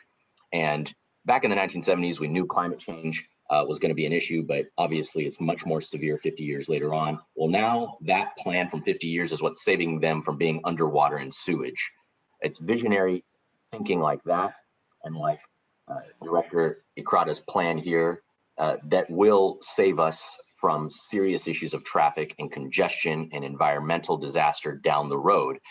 On top of that, I think of examples that San Diego itself missed in its past. In the 1950s, we had a chance to build a big airport for the region in Miramar. And our leaders back then said they didn't think it was a good idea because it was about 14 miles from downtown San Diego. And I think we all understand how disastrous that decision was for our region's expansion and our economic expansion, because for the past 30, 40 years, we've tried to figure out how to expand municipal air travel and cargo air travel to expand our economic opportunities for our citizens. We can't miss an opportunity again, and this is the opportunity we have to take. And I think I'm safe in saying that I'm the youngest elected official part of SANDAG, and we need this for our generation. I really know that we're talking about investing in roads and technology and electrical vehicles and things like that, but I think the caller Stephanie Hernandez earlier put it right. She said, invest in me. That's what we have to think about as we enter this plan. And so I just want you to know that as vice chair of the Transportation Committee here, I'm going to be in support of putting this forward on behalf of the people of my generation. And I really look forward to the fellow leaders working in lockstep so that 40, 50 years from now, we're not going to look back and say, why didn't we do this? Why is it so much more expensive now? Chicago made the right move in the 1970s. San Diego made a big misstep in the 1950s. And now here we are in 2021. We have to take 5 big moves. So let's get it done. Thank you. Thank you. And welcome to our SANDAG board meeting. This might be the first one you've attended. It's nice to see and hear from you. Thank you so much. Yeah. So now we'll keep going here with our board members. It looks like we are going to be able to end close to on time, which I appreciate. So Mayor Vasquez. Good afternoon, everyone. I'd like to take this opportunity to thank staff and each board member, but also the public for weighing in on the regional plan. I'm really excited to know that there's careful consideration in place regarding the 5 big moves. We're talking change on how we commute throughout San Diego County, and it's futuristic. And so I just kind of wanted to put that out there. I wanted to thank everyone who's involved, including the executive director. I must state for the record that the city of Lemon Grove is part of 4 cities who have objections, specifically Coronado and Solana Beach and Imperial Beach. And that we have objections regarding the RENA. And so I just kind of wanted to get that on the record. The other thing that I'd like to say is that the city of Lemon Grove does not waive any of its objections to the RENA methodology, allocation plan, or process, and reserve all rights to the objection. So just kind of wanted to get that on the record. I am in support of the 5 big moves, and I'm really, really pleased to see that voices from all parts of the county are weighing in on the plan. And that pretty much completes my comments. Thank you. Okay, thank you. Mayor Sotelo Solis.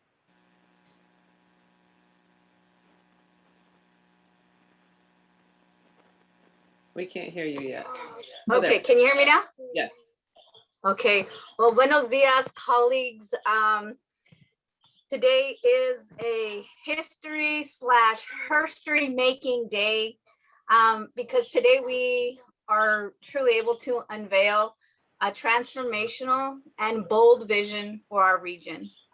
The board, as we know, has directed over several years to our staff and to the community to ask what we want in their transportation infrastructure for the future, and one that improves the quality of life of each and every one of us here in our region. And as we shared yesterday, you know, the South Bay to Sorrento Valley commute is a very challenging one, and you can sit in traffic for quite some time. And this regional plan is creating real alternatives to being alone in your vehicle and possibly having those quicker, fairer options for you to have an improved quality of life. So, you know, transit stops, as we know, will be more frequent and easier to access for all in the region, including those like my community and National City that are transit dependent, who may have limited income, are people of color, and seniors. One of the things that many of the speakers today shared, this includes 24-hour service, reduced or free transportation options, the Purple Line connectivity to communities like City Heights and National City. Another bonus to this regional plan is the connectivity to our institutions of higher education. And I think I've shared with you as colleagues that it used to take me back in the day, back in the late 90s, almost 2 hours to get from National City to UC San Diego. Used to walk to the trolley stop, from the trolley stop, go to Old Town, take the bus up to La Jolla, and then walk up the hill on Gilman Drive to get onto campus. So as we talk about the Blue Line trolley, the Mid-Coast trolley extension, it's going to take less than 25 minutes to get potentially from San Isidro or National City even to La Jolla. And we know that students like me, or alumni now, but those who do not have access to transportation are going to have a more safe, as was mentioned earlier, but also to a more convenient way to get on campus for higher access to higher education. But Senora Delia Contreras mentioned, and she got very emotional as well, about the regional transportation plan being something to provide connectivity for those working class communities to get food, to get access to healthcare, to get access to things that improve quality of life. And Señora Contreras, Delia Contreras, la escuché y sentía su sentimiento.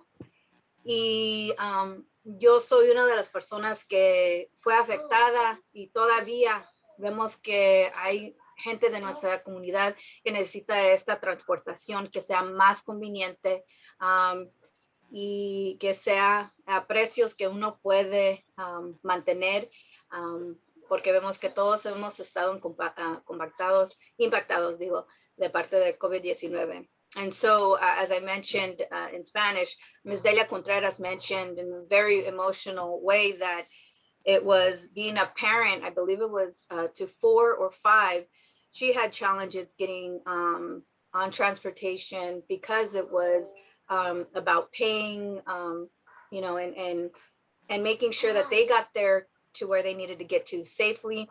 Also to making sure that they had access to healthcare. And Ms. Contreras is not just a unique scenario. And I think that as we look to, you know, the quality of life, we really want to make sure that it's not one or the other, but it's all inclusive. And so lastly, I would just like to share that we in the San Diego region deserve a world-class transportation network. And it's going to create good local jobs. As we heard from our union brothers and sisters, the environmental community, our community at large. I know in the city of National City, we held several charrettes and outreach events. This is going to create access to things that were previously out of reach. Again, from higher educational institutions to those jobs that will be created, as well as those being able to go from north to south, east to west. And we have to be bold. And I would echo the sentiment of Mr.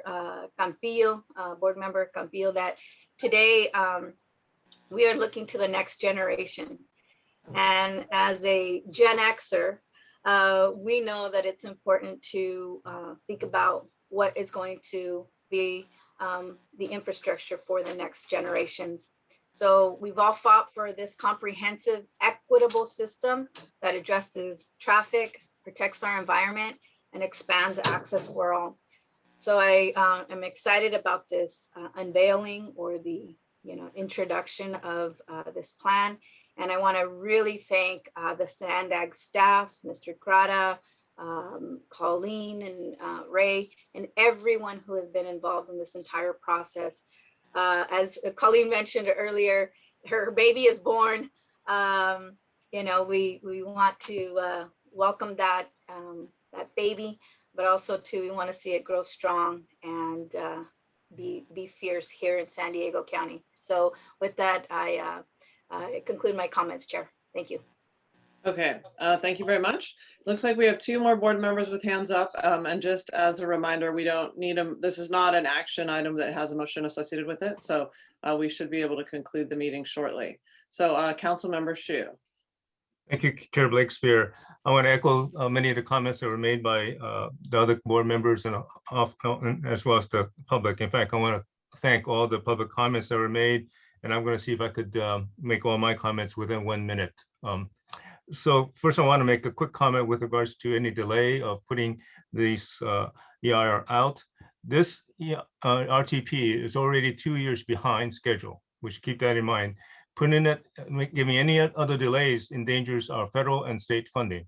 So let's keep that in mind. And putting out this review of this CEQA document does not hurt or hinder any of the issues with the 4 cities that have objections to the RENA numbers.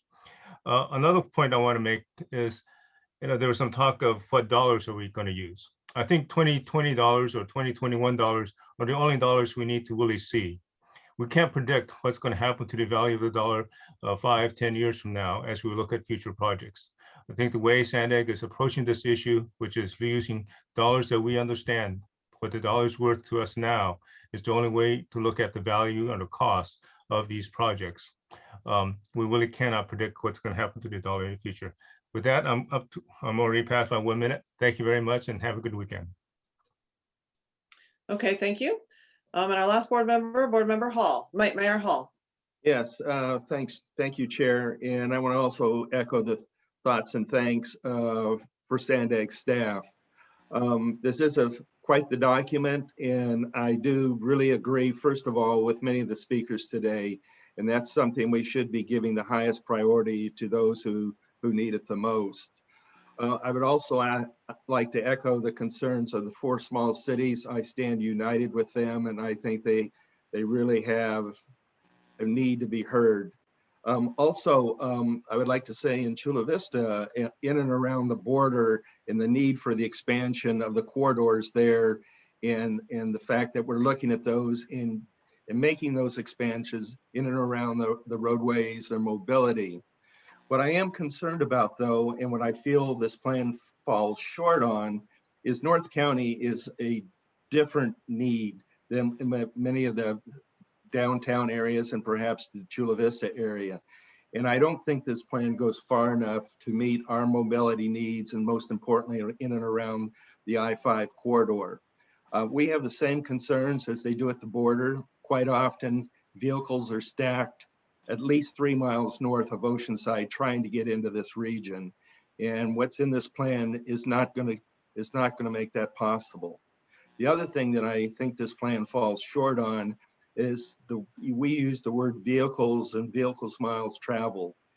The vehicles in 10 years are going to be so different than what they are today, and how they're powered and what their greenhouse gas emissions will be is going to be a fraction of any of what it is today, whether we do transit or not. So I feel that there needed to be more,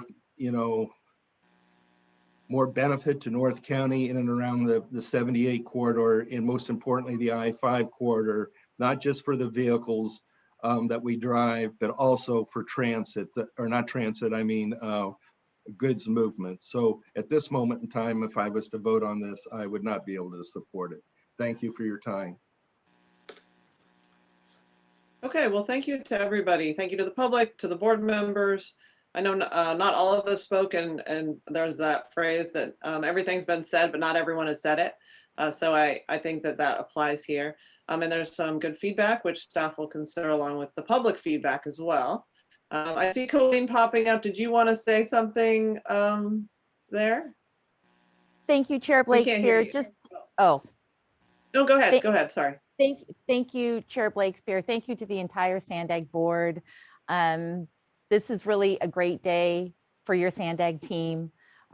Everyone here has worked incredibly hard, and I think Second Vice Chair Satella Solis said it well. It is, I do feel like I'm having a baby. For the last few minutes, I've been, just kind of holding back tears at this momentous day. And I'm just so proud of everything that everyone did, the Sandag team throughout, to make this possible. And we are so looking forward to the public discussion. So thank you.